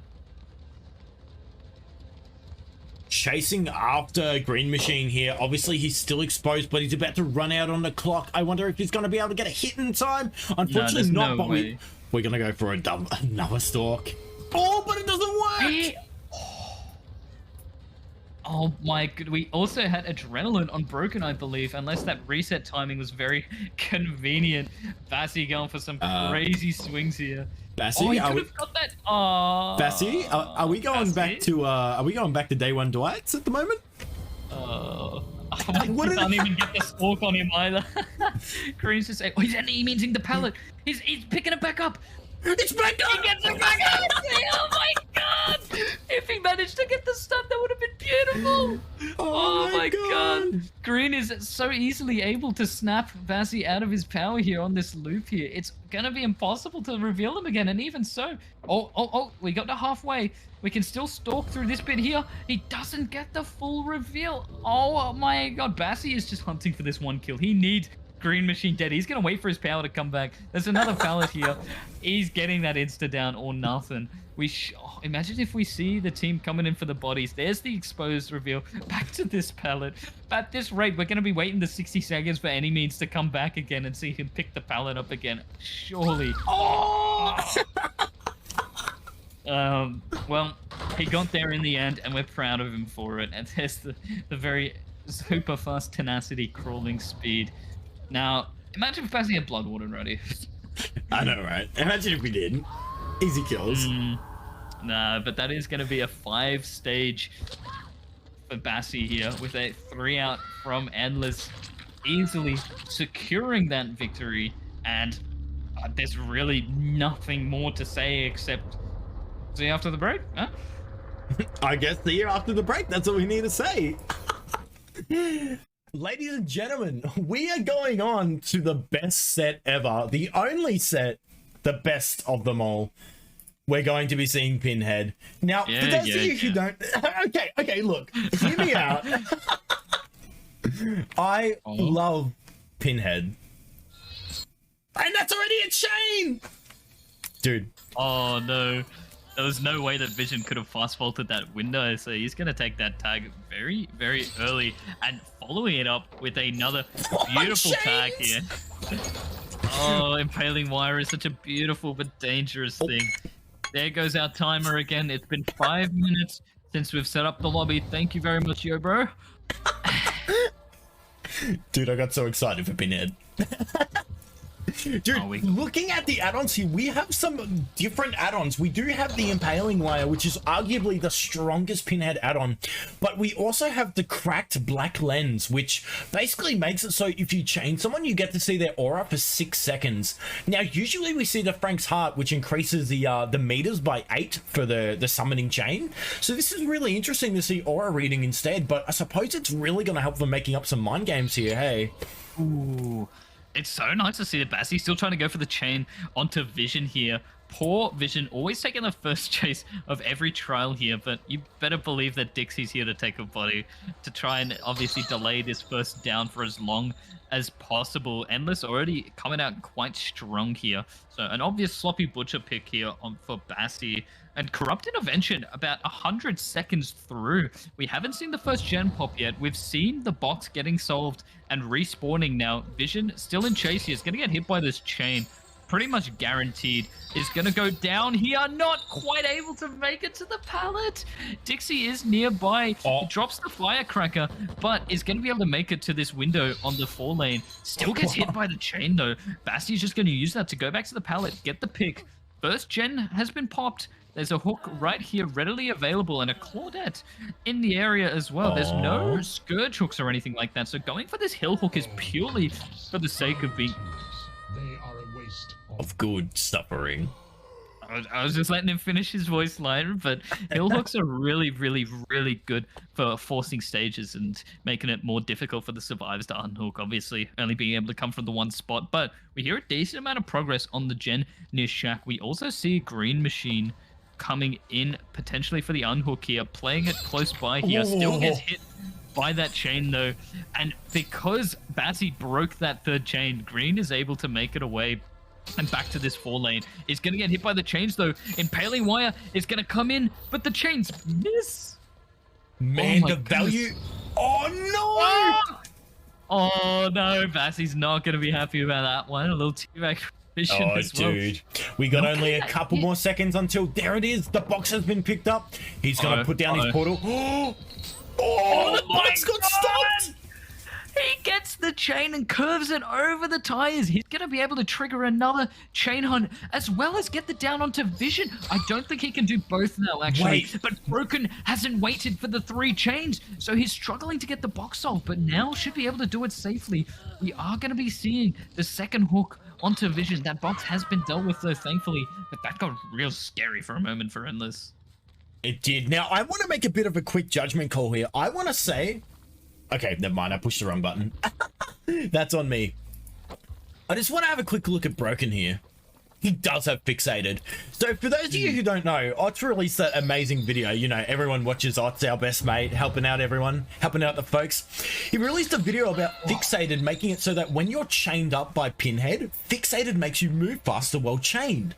Did you know about that, Spoker? Yeah, I did actually, and also running urban evasion while you crouch, you move faster too. But while you crouch and got chains, you were slowed down to the point where urban evasion is not really going to make a difference. But yeah, no, that's been a fairly common strategy. I think I've seen it a lot in some of the European and NA tournaments as well, having a fixated pick. So it is interesting to see, and having Broken being the one managing the box as well, it really does give the perk some good value. But we've had the 3rd gen popping and the 4th gen with a decent amount of progress by the Fun Bus here. Manages to get the chain hit, but isn't able to loop back around. Dixie's here to break the chains for Green and take a body block as well, even while all other survivors are injured. This hit taking from Dixie has really carried Endless so far in this trial here, blocking up at the shack door. Having everyone injured could be good, but spots out Vision with the box. Oh no, he has to drop this pallet. Oh my goodness, and he gets caught by the chain, which means he's slow vault. Oh my god! Bassi could have gotten the down then and there, but still manages to get it here. Grabs that box, picks up Vision, chain hunt starts, and this is where things could snowball if Bassi plays his cards right. I must be going now.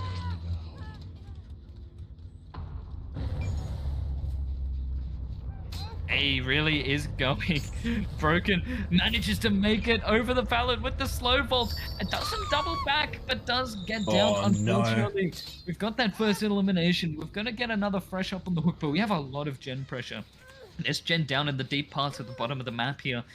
Just well over halfway. Green Machine with the box right now, managing the chains as we speak. Call of Brian will get applied to the gen here. We will be seeing 3 gen getting broken. And I wouldn't be surprised if we see a teleport here. Oh, yeah. I came.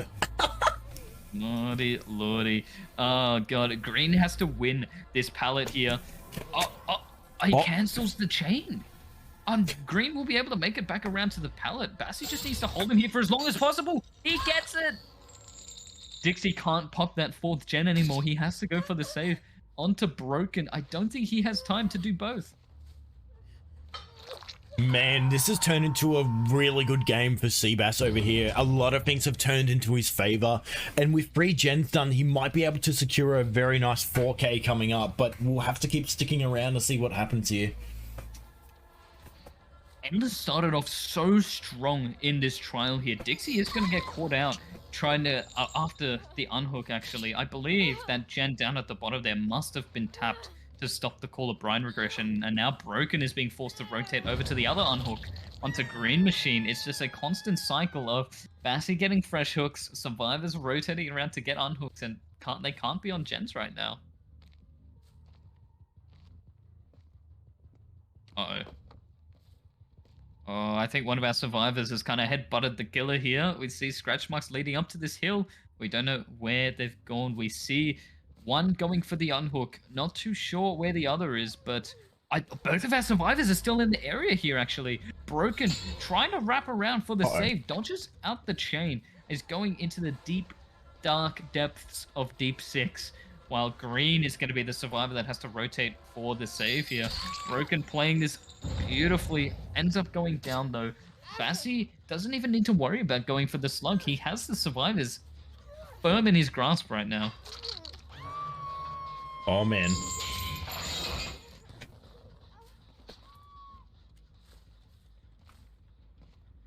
Oh, man. If Endless manages to pop that gen near the Fun Bus, not only would the 3 gen be broken up, but having that 4th gen done to at least put those points on the board, I feel like would be super important. But we do get the unhook onto Broken, as well as some progress on this gen. Not quite enough to get it done. The chain hunt has now started. Green up on the hill here, probably to use a balanced landing here. We need someone on the box, and we need it now. But the box is probably over where that gen is, over on the right-hand side of the map.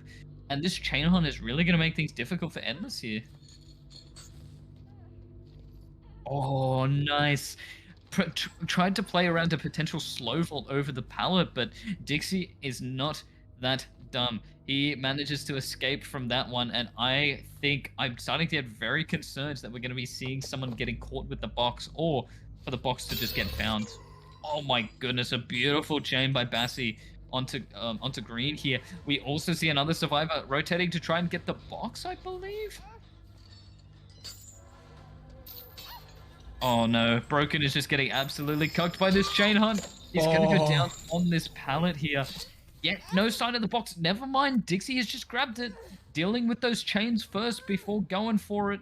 Broken's gonna get hooked up on this corner of the map here, and we're not gonna be seeing the box solved yet, because that would mean that the teleport could be available. Oh, there's something going on here. There we are. Green did try and hop back on this gen here at the fun bus, but it's already regressed so much so from what it was before.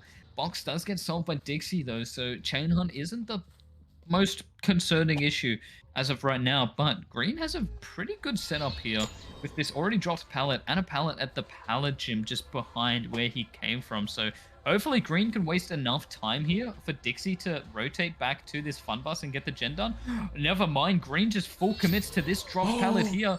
Oh, he's absolutely dead here. There is no way he can make it to.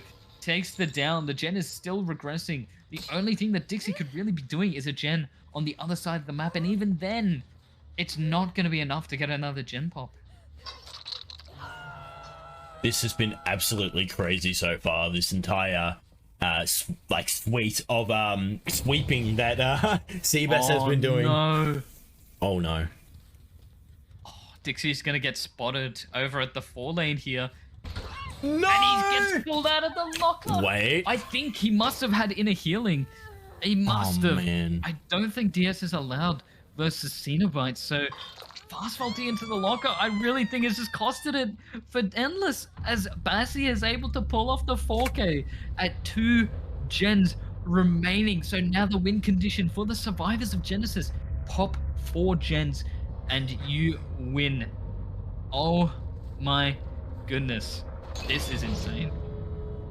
This is such a crazy turn of events. Now that we have Endless under the pressure of needing to get a 4K before the 4th generator pops, for everyone who has betted on Genesis winning, prepared to win a buckload of points.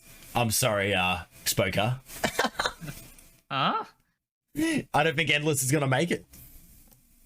I still have my hopes, alright? Cenobite can be very oppressive, as we just saw Bassi pulling off, getting those tags around the board and having that sloppy butcher to deny resets as much as possible, especially when chains come into play, and chain hunt could just completely ruin resets entirely. So let's see if Endless can pull it off right after the quick break.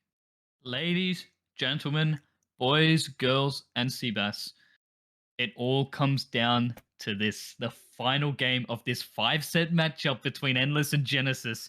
And now Green Machine has to 4K before 3 gens pop, I believe. Oh no, sorry, only 3 gens got done last game, so we need a 4K at 3 gens remaining if Endless are going to win this. And Bassi has already grabbed the box so early on. A really nice chain, an even better pallet stun from Silly here. A very strong pallet out of the way, and Brutal Strength is going to make sure that these resources go away quicker than they normally would be. So Green Machine with a very similar build, except instead of the Nowhere pick, we are going to see Brutal Strength, which I feel like is going to put Green at a bit more of an advantage than Bassi from the last game, purely based off perks. Oh man, Green Machine messing up that chain there. Not really crucial, but we can see here, look at this. So again, usually we see the Frank's Heart, but today we have a different add-on yet again. I can't remember what this one is, but what it does is that it extends the solving time by 2 seconds. So we might actually see Green Machine going for some snipes and stopping the box, which is going to be super interesting to see. Yeah, hopefully we get to see some value from that. And I'm not just saying that because my channel points are on the line, but a beautiful chain from Green. Not going to be able to make it to the pallet. Silly, oh sorry, not Silly. This is actually Midgie, who was taking the first chase of the trial just before as well. Normally I see Silly. Oh my goodness, really nice chain. First gen gets popped. And we're not going to be able to get a basement hook here and a down. Michi has played this really, really well, then manages to get away. Back over to these TNLs. Lucky Break isn't going to be enough to stop Green from his onslaught. He's going to be able to make it around the slow vault of the window. Will be the down onto Miji. First hook of the game. First gen's already pops though. Green needs to get a lot of tags on a lot of the other survivors, and Green is, Bassi is already on that box now. Green is trying to move this hook over towards where active generators could be. Hopefully he makes it. He does make it. First hook of the game. Box has already been sorted twice. And I wouldn't be surprised if we see some more gen progress across the ways as well. This is a fairly decent gen setup here. Yeah, look at this gen right next to the hill by Shaq. It's pretty dangerous. You can already see the potential of a 3 gen, let alone a 4 gen even, because I know Pinhead is a 4.6 killer. Oh, man. Oh, no. Not only was that a sprint burst, but I don't think this is borrowed time either. We've got Lucky Break running Wait, out. if someone's coming in for a hook here, then, or coming in for a hit, then that must mean it's gotta be borrowed time. You reckon? I don't think it didn't really look like it. Michi looked like he'd go back to normal speed after that sprint burst, but that very well could have been a borrowed time from Nancy. Now, Zarina taking the chase here. Bassi is going to taste those impaling wires, but he manages window and rats back around. I think we just saw a really nice life as well. Gonna get the tag onto Bassi. The box gets solved by Filthy. Oh, was that a voice line after an M1? That was a voice line. Whenever someone's solving the box, if you get a hit, Pinhead says for you not to do that. Oh, that's actually a really cool detail that I never noticed. Now, we've got our second gen completed in the distance. Our survivors are also getting reset. Getting a couple of tags, though. We'd have 3 survivors injured right now. Green needs a chain hunt to come in, and he needs it fast. If he can find the box when it spawns next, keep a good idea of where our survivors are located as they go off to reset or hop on a gen, maybe. This chain hunt could be what saves Endless. Checking around on these generators here, we are at the not the tight condition just yet. I believe we can have 1 more gen gone, and then after that, no more. That's right. Oh no, we spun out 2 of our survivors here, both of them being injured, but a whiff of the chain is going to make things a little more difficult for Green here. Going to be keeping up a chase with Bassi here on the TLs. He never vaults these. And there it is, the down onto Bassi. Red and white book. We are going to be able to get our second hook, but at what cost? We could very well have another gen popping over on the other side of the map, as Miji has been healthy and active around the trial for a decent amount of time now. Haven't seen any resets as of just yet, which makes me think that gens are getting cranked. We do hear a bit of progress over here and some scratch marks, but I don't think it was an injured survivor. So go for that regression, keep that Call of Brine going, and we haven't seen any prompts from this gen. We see someone hopping on it now to tap it, which makes me think it's lost a lot of its progression, and as we can hear, it's pretty much all gone. Green has done an amazing job at defending these 4 gens on this side of the map here, and if Genesis is smart, they will pop the gen over at the very top of the map here and force the tie condition at least. Sitting around the top side, top side, bottom side? I guess it's the bottom side, right? Or where the hook and the 4 gen is would be considered the bottom side. Exactly. Sitting around the bottom side here is really just defending and pushing people away. Oh my god, YoBro. You know what I just realized? I think the box is near the hook. You reckon? I don't know if it's directly next to the hook or anything like that, but we are getting a chain hunt right now, which means resets are going to be next to impossible. Second stage goes on to Bassi here. We get a tag onto Miji. No one is... Oh, what? He jukes him out because of the chain. Green still inevitably gets the hit, though. There's the box. Green might go for a snipe here because Filthy didn't wait out all the chains. This is going to trigger another forced chain hunt. Oh my god, and he has all the other survivors injured as well. This is insane. Now, this is scary because that solving time is increased by an extra 2 seconds here, so he could literally throw down Filthy. the chain. Oh, man. Oh, he's got it now. Nah, he's forcing the kill here. Turn it straight into a 3v1. I don't know how I feel about it, but I feel like it is going to work out to be the better play by not going for Filthy and just committing to him, because so long as you commit to Filthy with the chain hunt being up, it'll be impossible for Miji and Silly to get healed. They will have to commit to the gen on the top side and stay injured, and that's exactly what Green would want. But he does inevitably get the kill. Gonna go back to Filthy's last known location, keep a mental note of where our survivors could be for that next box spawn, and hopefully trigger a chain hunt.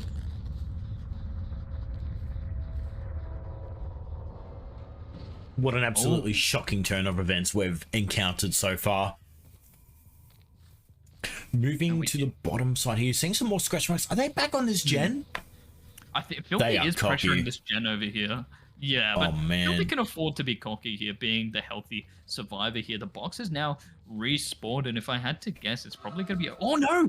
We also have Silly here as well, who's going to go down at this truck here unless Filthy comes back to take a body, but not a chance. They have to go back to the gens here, and Silly is going to get hooked very much out of position, which is a good thing for the survivors.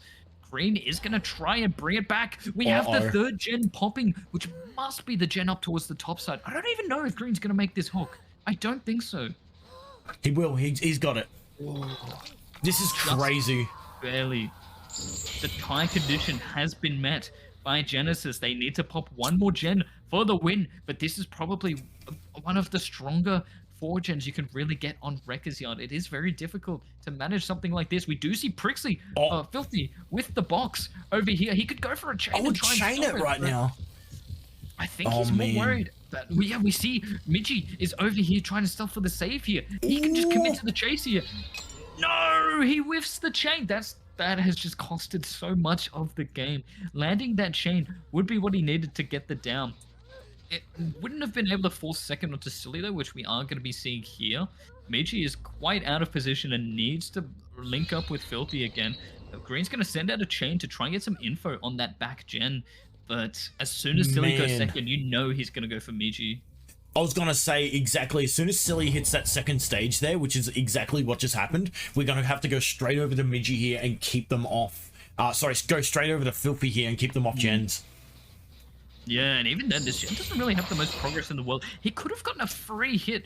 Oh, never mind, actually, Sprint Burst. My apologies. But yeah, no, that's huge by Green to remember that and just commit to the gen kick. Might even be able to force the kill onto Silly here, as Miji cannot risk going for the unhook while being injured. They have to go in for a double save here. I'm starting to get a little concerned as we might hit the tie game, which would mean the set would need to be replayed. Going for that info. Oh my god, Miji picked up the box and solved it at a perfect time when the power is on cooldown. That is insane by Genesis. Now remember, this last generator that could be being repaired as we speak is the win condition for Genesis right now. I mean, if that gen gets done, it's all over for Green, so he really shouldn't be sticking around for the kill here. Even though a 2v1 will be the best outcome scenario, if that gen gets done, it's all over and the win goes to Genesis. But then again, we haven't seen any Call of Brian good skill checks. Unless Filthy's hitting all these grades, then this gen probably... Oh, it does have a decent amount of progress, actually. But now that it is only a 2v1, Green can afford to get the gen kick here, apply a lot of pressure to it, and make sure it regresses, while simultaneously being able to patrol the 4 gen. So now we see that Filthy has gone back up towards the top of the map here, but has managed to do a really good job at hiding out. We see him running back. Never mind, he was still stealthing around that rock. We do get the tag. This is where it could snowball. Miji does not have time to pop any of those other 3 gens aside from the Call of Brian gen, and you can't just run in and do it while you're injured. So he's going to force that regression, and I think we saw Miji on this hill gen here. Absolutely crazy turn of events we have going on. Miji and Filthy in a very awkward position. Again, like, Miji has been on this side of the map where there's nothing to do. There's no healing, there's no saving, there's no gens. He can't leave, because if he does, he's going to enter the territory of a Green Machine, and then it's all just going to be over for him. But Filthy did manage to sneak around and hop back on this gen, giving it a good amount more progress. But Green is playing this so exceptionally well to the point where the survivors just cannot group up to get a reset going. Filthy's going to be very early dropping this pallet here. getting very much so caught in the edge of the map here. He will be able to get the down here, actually, and knowing the progress of the gens, especially that hill gen, he actually is going to commit to the slug here as we get the info that Miji is over here. This is looking like it's going to be another 4K at 2 gens left. Now, the chain hunts are active, but because we have Miji as the only last man standing, the chains will not be targeting him. Yeah, with Filthy Slugged, he is the only survivor that's not incapacitated.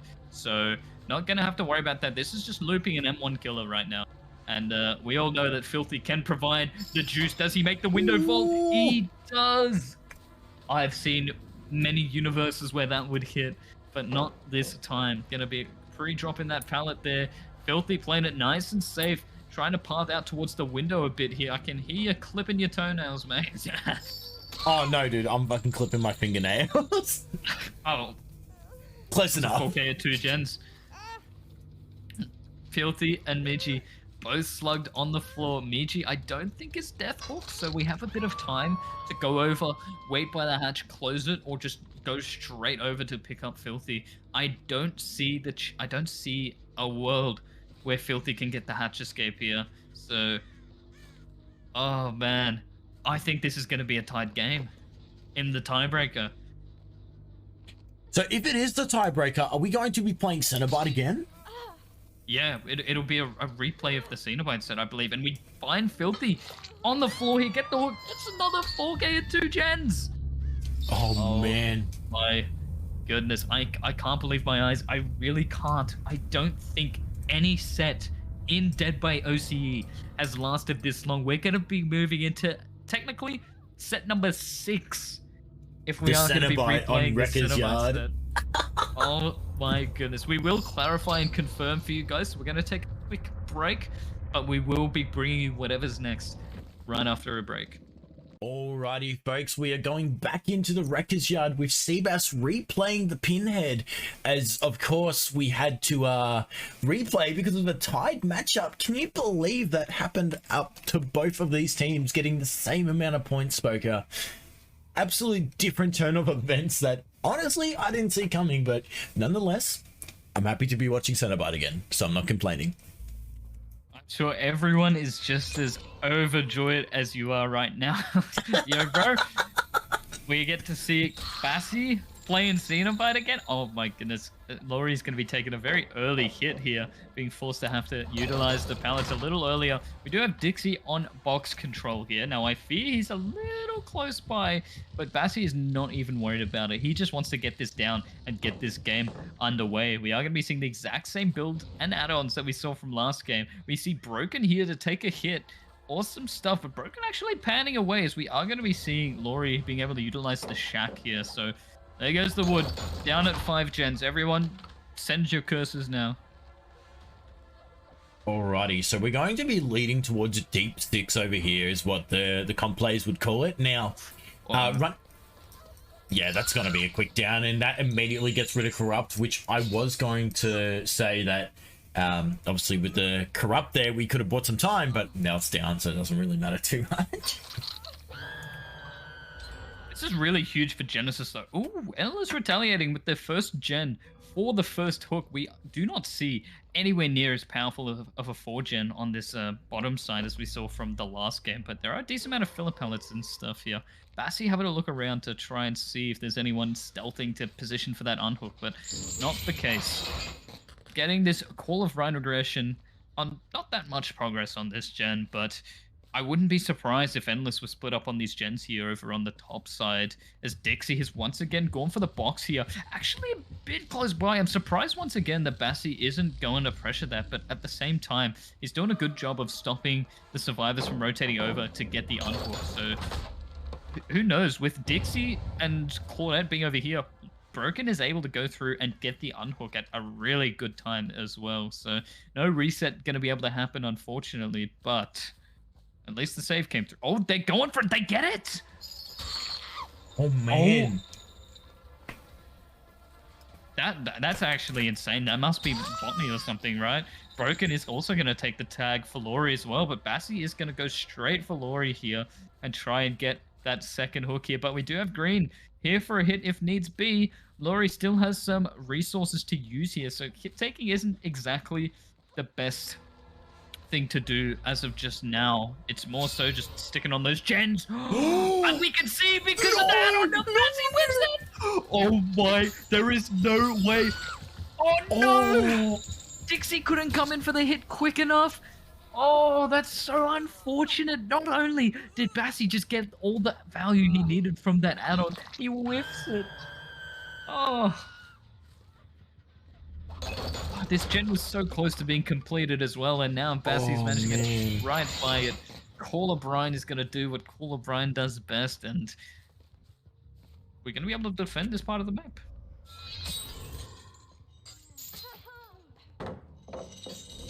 Oh, that's a guaranteed hit onto Dixie here. Surely. Straight onto it. Didn't really get to play around that pallet as much to his potential as he would assume, but do we have someone rotate? We do have someone rotating in for the save here. Hopefully Green Machine. He was in, and here he is to take the body here. Now with everyone injured, if we don't manage that box well enough, we all know what Bassey can do with that, as we saw from last game. Oh my goodness, a beautiful down onto Laurie once again. This would be her death, or if I'm not mistaken. Is it on Sen? Oh shit! It is. Yeah, so things are looking a little bit better for Endless this time, being forced into the 3v1 with still 3 gens remaining as opposed to 4 from last game, I believe. This elimination was still very, very quick, but Endless, sorry, have been able to put up the gen pressure to make up for it, so... Dixie once again back on the box. He is going to go for the teleport. Hopefully Broken isn't close by. Dixie is going to be able to use the TLs here as well as a 4-lane pallet. Gone and gone. Not even playing the window either, just playing around the pallet. He dodges the chain as well. Don't vault that pallet. He vaults the pallet. That's the tag, is zoned into this bottom half of the map. Things aren't looking good for Dixie, but in the distance, Broken does get reset. Dixie does not make it to this filler pallet. Is going to go down in the comp corner. There is a hook close by and available for use, but we might be able to see gen number 3 popping in the distance with Green and Broken both fully healed. We'll wait and see if we get that 3rd gen. I just noticed that the scores on the stream are not up to date, so I apologize about that, folks, but I will be having a quick look into why that's happening, and we can also get Spoker here to read out the scores for you, so don't stress too much about that. Well, with what we're looking at now, our killer already has 9 points, and the survivors only have 4 for the first 2 gens being done. So, we see that Green is the one taking chase here over by the short wall. He's going to take this tag. A little bit of a funny block there, trying to path straight back towards the shack here. Dodges out the chain from Bassey though, and Broken does go over for the rescue. Bassey's going to go back into his 3 gen over here and make sure everything is progressing. We hear that this gen over up at the top is still at around 75% completion, so he will probably have to stick around a bit and make sure that regresses back down. We might be seeing a reset from the survivors coming out though, as everyone is positioned towards the bottom side of the map here. We do see Green is already healthy. All of our survivors will be down here at the bottom, and Green has just enough distance to be able to play the TLs and gives Dixie enough time to make it to this filler.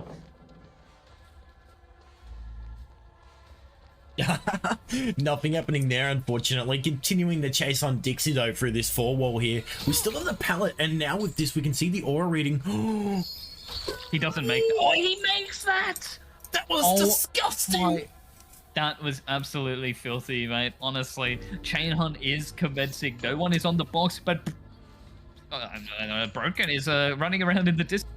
Going for the box. But Dixie's going to get chained over by this pallet again. He can't mind game this because of the add-on. He manages to break all the chains and get the fast vault, but still goes down for Broken. Manages to solve the box. Green surely back on that gen up at the top, which would have regressed down to about 60, 55 maybe. So still another 40 seconds or so to pop that gen. And I think Bassey has enough time to make it over there to pressure it. Unless they double up on it. Games tonight have been absolutely crazy. I've been loving everything that's been going on so far. This long wall, though, Green playing it exceptionally well. Broken positioning nearby for the hook instead of going for the gen. A good dodge of the chain as well. Green just has too much utility to use. It's going to force Bassi to go back to this gen, which is so close to completion. All pistons pumping. Easily at least 90% progress there. Just to think, right? It would only have taken 9 more seconds for that generator to have popped, and that would have completely changed the way that this game would play out. As all survivors are healthy, still 3 gens to go. Probably a generator's worth on pressure on the gens right now, if not a bit more. So once Bassi commits to a chase, he cancels his chain instead of sending it off, which definitely would have landed onto Green. That is so unfortunate. He needs to make sure that no one goes back onto that top gen, which is exactly what he's going to do. He can't commit to that chase onto Green. And by being paranoid about that gen, he needs to be worried about these gens on the bottom side as well. So he really needs to pressure both at once. Green going for this gen up at the top, Broken pressuring that hill gen near the shack, and Dixie most likely positioning to get the box. Honestly, do you reckon we'll die again without jinxing anything? Do you think it's possible? I'm gonna say hopefully not, but I feel like Endless have really picked up their Survivor game here. I think the tiredness is really starting to kick in for Bassi here. He's not being able to perform as well as he did in the last game, but also the Survivors have had much better RNG on this Wrecker's Yarn. We see a gen popping in the distance. It's the hill gen that Broken was working on. Beautiful drop of the pallet though, but we're still going to be able to make it around and get the hit onto Green as the chain hunt starts. So Dixie and Broken, I assume, we're doubling that gen. Beautiful follow-up from Bassi here. Should be able to secure... Oh my goodness, it was a different gen that popped. This one's nearly ready to pop. No balance landing from Broken. The chain hunt is in play. We have 2 gens that are nearing completion. We might see all gens getting done. You think that's actually going to happen? We're going to see everyone get towards the end? Oh, Dixie is back on the box and manages to solve it. Green is going to go down at this 4 lane. I think it's very possible that all gens get done here. Broken is going to be going straight back onto that hill gen. Dixie's going to be going back onto that gen up at the top here. Green is just going to have to take the down. Does Broken commit for it, or is he already... It's still regressing. No one managed to get around and tap that gen. I think they're prioritizing the reset, which honestly isn't the worst thing to do now that the box has been solved. But when the chain hunt is imminent, you really can't commit to those resets. Otherwise, the chains will just interrupt all progress. Oh, we see Dixie managed to make it over and tap the gen though. So it is no longer regressing. Bassie's going to have to take the time to get it back and running again. We do know where Dixie is though, and that's important because Broken being injured is not going to be able to go for the pickup onto Green. Dixie has to be the one to do it. So Broken, realistically, has positioned up to that gen up at the top, and we might be able to see it pop within the next 20 seconds or so. Dixie needs to take this chase. We need that 4th gen to pop, and then from there on out, if Dixie can avoid getting hit entirely, Bassie's going to go back to pressure the gens, and Dixie goes for a pickup. Alrighty, so it looks like these scores are now finally updated on the screen. Sorry that took so long for that, folks, but we can actually see what's going on here.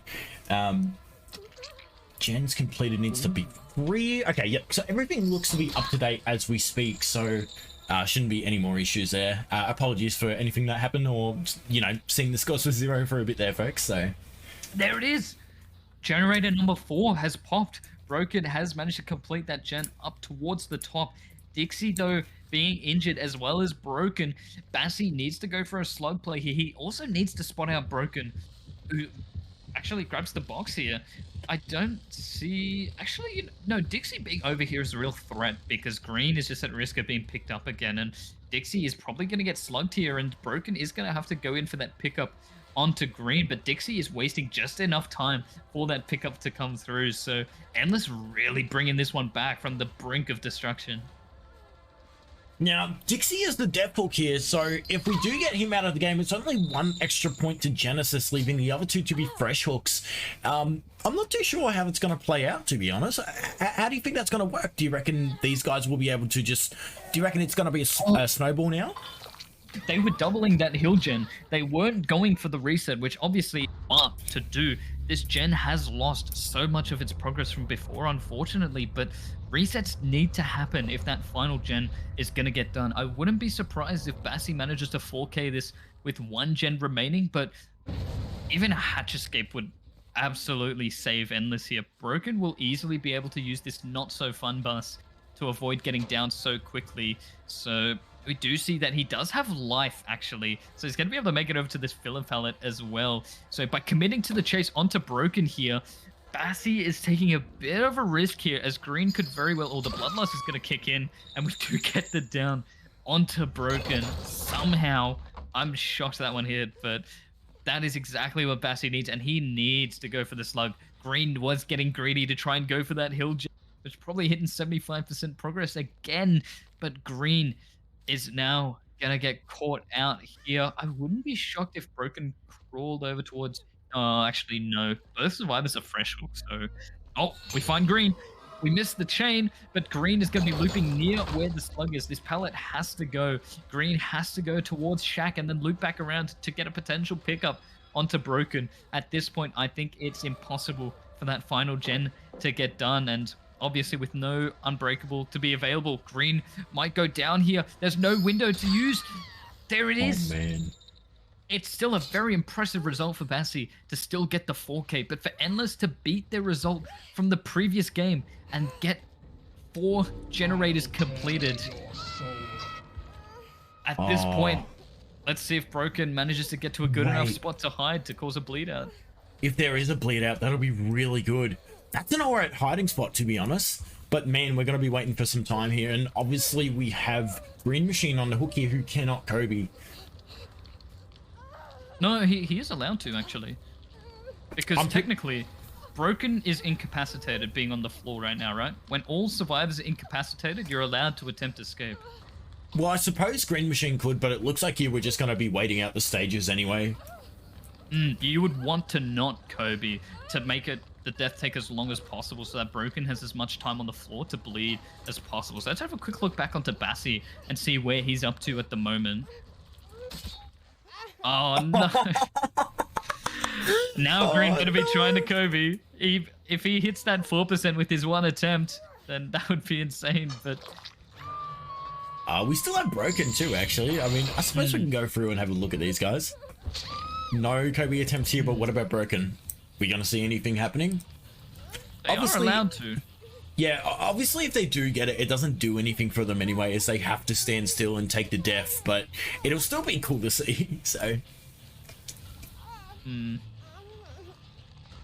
well, there we go. The elimination onto Green will put Broken into 2nd and 3rd stage, but I'm proud that Endless did manage to get a better result, but I'm also proud for Bassi, for Genesis, for still being able to get the 4K after having to replay the set. So, with the final score being 24 points to Genesis and 8 points to Endless, we're going to do one more trial, and win condition for Genesis, get all gens done for the win. So, we'll see you guys right after a quick break. All right. It could very well all come down to this. I know I've said it multiple times tonight, but Green Machine needs to 4K with 2 gens remaining to get the victory for Endless. Genesis just need to pop all the gens before the 4K happens. And we already are getting a stun from Senor Miji kicking off the trial here. Nancy gonna get hit by a nice quick chain, and we see that Green is actually switching back to the same add-ons that Bassi has been using, but keeping his pick of Brutal Strength, which I really like, actually. Whiffs the chain a bit there, though, unfortunately. We get a Firecracker blind here by Filthy, which is very, very cheeky. And is that also Lucky Break? It is, but we do find Nancy, and he whiffs the chain, unfortunately. But Filthy plays it really well by going on the outskirts here. We aren't really going to catch him at this pallet gym here, especially with Lucky Break active. Filthy could very much so be up towards the top of the map by now, but he's still over by this pallet gym. Man. He lands the chain. He loops back around. He's not going to make the vault. He gets the down and manages to expire a good amount of the Lucky Break. So we're going to be getting our first hook here. And hopefully we can hook near the active gens as well, because, yeah, Filthy did take the chase a little bit too close to where the active gens were. We're going to be able to call the Brine, the gen that Bassi was working on here, and go from there, potentially force another second stage like we saw him play in the last game. But we do already have a gen popping. Green is looking around for a 3 gen to set up for later on in the trial, as keeping even 1 gen up would be crucial. A nice quick tag onto Bassi though. He's caught in a really bad spot here actually, but the unhook will definitely happen fairly soon. There's no way Bassi makes it to this pallet. Green is going to punish him for getting caught out like that, and we're going to be seeing Green go for more to possibly prevent this unhook from happening.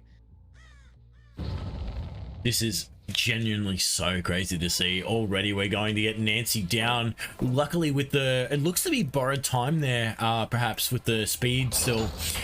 She might be able to get away with lucky break, but it's still pretty hard with obviously the sound still emitting from her grunts of pain there. So getting a miss onto the chain here, unfortunately, pre-dropping the pallet and running around it.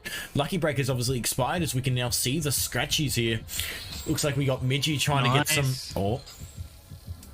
Oh my god, none of those impaling wire chains managed to... The Filthy wasn't paying attention. Run straight into Green. This is gonna be second hook. Back Call the insurance onto company. That was a massive head-on collision coming on. That's gonna do a lot of damage. And we're back over man. by this gen here as well, which I think has fully regressed now. So stopping a lot of that earlier gen pressure is really good for Green Machine here. He should be taking this time now to scout out where the rest of our gens have been worked on. We have 2 dropped pallets over in the area here. We send out a chain, but can't quite land it onto, I believe that's Bassi working on that gen again. Now, I don't think he had Sprint Burst, so it is going to be quite difficult for him to get anywhere. Green obviously going to opt for the Call of Brine regression here, and back to the hook to potentially force death, that catches Bassi way off guard here, trying to go back in to tap the gen again, but... I like the force death on Filthy, but our Genesis survivors have been doing a very much so good enough job to stop that from happening here. But Filthy is going to have to go back over to the shack. No! Green tried to lunge to get in front. Fortunately, couldn't get it to work. The shack pallet is gone though, and this is dead hook for Filthy. A beautiful chain connects.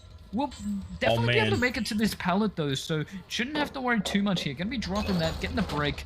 Might have to go back to this gen and push Bassi off of it, but he is gonna rotate around to try and go back onto Filthy. He baits that window! He should have taken it. Oh no. But the first game back of the 6th set, this is really exciting so far, to be honest.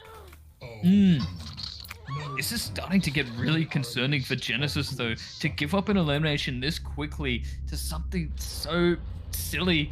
We do have gen number 3 getting completed, though, and not too much of a 3 gen to pressure here. There's still a decent amount of distance between these. This pallet is obviously still dropped from before. We don't make those hits there.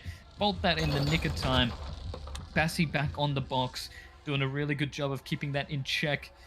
Open shack window over here. Excuse me. Oh my goodness, it's been a long night. And this gen over here already with so much progress. This could be gen number 4. Silly. And grinding this one out is going to take the slap and rotate away from the gen here. We need to apply Call of Brine to this gen before going anywhere else. We also see, I believe that's Miji in position around this generator. Oh my goodness, a beautiful chain right there. We are still going to be able to see Michi make it to the field pad. No, impaling stops that from happening. Oh, and he now can't he's do just so it's the pre-drop. Yeah, he could just break the pallet if he wanted to, but he gets the down. He gave his desk a good old kick. The router went shuffle. He gets that down. He has to go back to this gen though, otherwise he's going to give it up. There's oh wait, no, we just saw the survivors go for a reset though, so that gen should have regressed a good amount here. We see Bassi, we assume Silly will be there as well because of the reset. Go for the hook and then back to that gen, I believe is going to be Green's plan. He doesn't have time to break this pallet, so he goes straight for the pick. And Bassi once again back on the box, which just means less time on the gens, especially this gen over towards the bottom side that Silly was working on before. So Silly will definitely be going back onto it, but it's coming down to the wire. Oh, it's regressed so much. No one has been able to tap that gen. So it's gone down to around 30% completion. Green has a decent 3-gen here. We do also have Bassi caught in the middle of this short wall here. It's still a decent amount of distance between these gens, but we've seen how good Green is at pressuring them. There's the life. Are we going to see a chain coming out to stop the unhook from happening? No, we don't even get a 1-for-1 either. Bassi is going to be able to get away with that. Oh. Gen number 4 gets completed. Chases straight back onto Miji, who just came off hook. We see a body block here from Silly. Now, this is where it really comes down to the wire though, YoBro. With all survivors injured and 1 gen left to go, I believe we still have this 3 gen on the left-hand side of the map. If Green goes for a big slug here, get all 3 downs before the final gen pops. Oh, that chain would have been a good start, but we're not going to be able to get this down onto Bassi just yet, who's playing this pallet way too greedy. Is Green going to get this hit? He gets it! We see a reset onto Michi though in the distance. This could be bad for Green, but we don't have any gens that will have a decent enough amount of progress here. So Bassi going for a breakout build actually. Very shocking to see. No way he's going to be able to wiggle off there. Not a chance. That's the last here now. These guys are not doing gens at the moment, but you can't blame them. They can't really do gens right now. But if they do get this gen completed, that is the win condition. Oh man. Now Green is taking the time to break all these dropped pallets in this area though, because there is going to be a fair amount of chase around here if I had to guess. Sending out the chain for some info here. Might have spotted someone out in the distance here. We know Silly was nearby working on this gen here, and Green knows it too now. Silly just going as deep into... Oh, Miji's on the box though, so Green can safely go for this chase for a bit longer. Oh, and he gets stunned, stupid! Has to go back over towards the hook now. Bassi is not going to go into second stage. I think Green has to send a really funky chain to prevent that from happening. No, we see... Oh, I thought I saw the entity clause sort of disappearing a bit there, but Green does actually manage to make it back to force the second stage. Man, this is getting so tense. I'm gonna have to start playing the end game music with how intense it's getting. All right, he's gonna send out a chain over to where Miji was. Sees the scratch marks. Miji did solve the box over here, but Silly is going to be working on that gen over towards the top. Green knows he has to go for it, but he doesn't want this unhook to happen, and understandably so. But this gen is just going to have too much progress. He needs to call a Brynet. He needs to go and commit to this chase onto Silly here. There's still a dropped pallet here that he needs to break. He can't let Silly break away. He needs to hit this chain, and he needs to hit it now. Or is he just going to go for the M1 first and follow it up with the chain? You know, that works too. Silly pathing back towards the gen with the most pro. I think that's a big blunder here. Oh, never mind. They're doubling up on this gen over at the bottom here. They got the reset off. Oh, it's starting to look more and more dire for Green here. The survivors are already pre-leaving off of that gen. He needs to go around, get tags on the survivors, and hope that the chain hunt will stop the resets from happening. We didn't break this pallet from earlier, so we need to zone Bassi just right here. Silly's going to be hopping back on that gen from the top, and we know there's going to be someone on the... Oh man. It's getting so tense between Genesis and Endless right now. I can't deal with this, dude. This final gen, our survivors are doubling up on it here. We see Silly going back up towards the top here. He can easily just go and slug him here over at the Z wall and then go back for the others. Gets the down. Bassi's on the box. He needs to go. Oh, he's going straight for the hook. Oh man. That does make sense though, as he is close by to that gen with good progress. Let's have a look and see what Miji's up to. He tried to get back on the gen, but is now stealthing in the area to make sure he can go back on it. So we have Caller Brian back on that gen. We also see a sprint burst coming out from Miji here, being able to avoid what could have been a quick tag. Silly fresh hook as well, actually. So we've gotten all the fresh hooks. It's going to be almost impossible to force death, or even more difficult to force second onto Silly here, because we can just have another survivor work on that gen at the bottom here. With the box being solved as well, can't really get any pressure from the chain hunt either, so it's getting bad. And the box respawning as well, just applying that extra ticking time bomb of pressure to these survivors. Everyone's brain must be exhausted right now. Everyone must be so under the influence of, oh my god, just get me out of here. I don't blame them at all. Green needs to stop this reset from happening, and if they were going for the reset at the hook, then that could have been bad. Silly getting pushed back into a dead zone. There is a broken hook here though, so going down in the corner is his only option. He has to leave Silly slugged here and go back towards the gens here. We see the call of run on the gen all the way at the opposite side of the map. Bassi is already back on it and giving it some good progress, hitting those great skill checks. Michi is also pressuring this gen over here as well. Going back for the potential pick. No, he's going to go back onto this gen at a 60% progress as well. This is going to be it. He's getting close.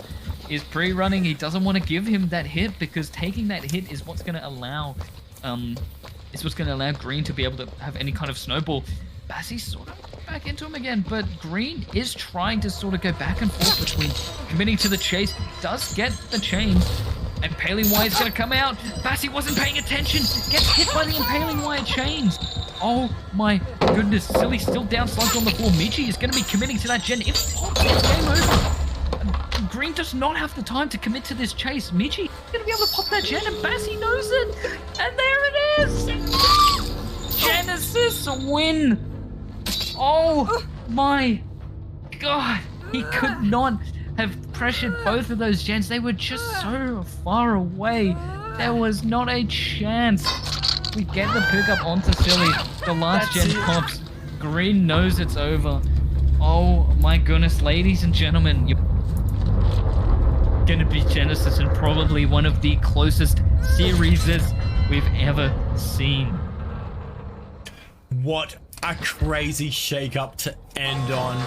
Oh my gosh, dude. Let's see who's getting out the gates. I assume our pinhead will just be... Yeah, he's walking over slowly, walking to his defeat. Oh, man. Oh my god. I can't believe what we're seeing here, YoBro. After 6 sets in total, Genesis taking the dub 3-2 with that tied set to start us off that put us into this mess in the first place. Holy moly. I can't believe that's how it ends. You really got to feel for Endless though. That would have been such a difficult spot for Green to be in, to have to play out that end game the way that he did. There really was nothing he could have done. He played to the best of his ability, but Genesis just did such a good job at splitting up and getting it done. Oh my goodness. I'm in shock.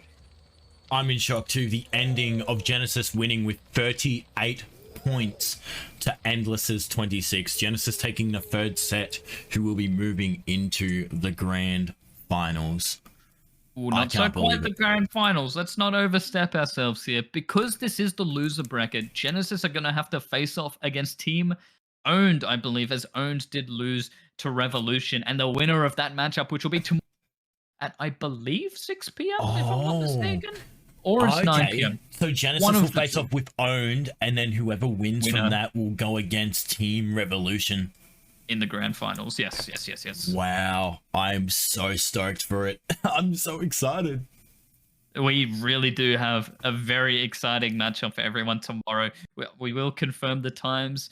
I know I'm supposed to be casting it, but I don't exactly remember what time is starting it. But it's going to be Owned versus Genesis for a spot in the grand finals against Revolution. So before we wrap up tonight, let's just give a big thank you to the teams, first of all, for playing out all of these matches, even though it's so late at night right now. We'll try and keep this outro short, but a big thank you to all the teams who played tonight, especially to Genesis and Endless for picking out this 6-set monster of a matchup.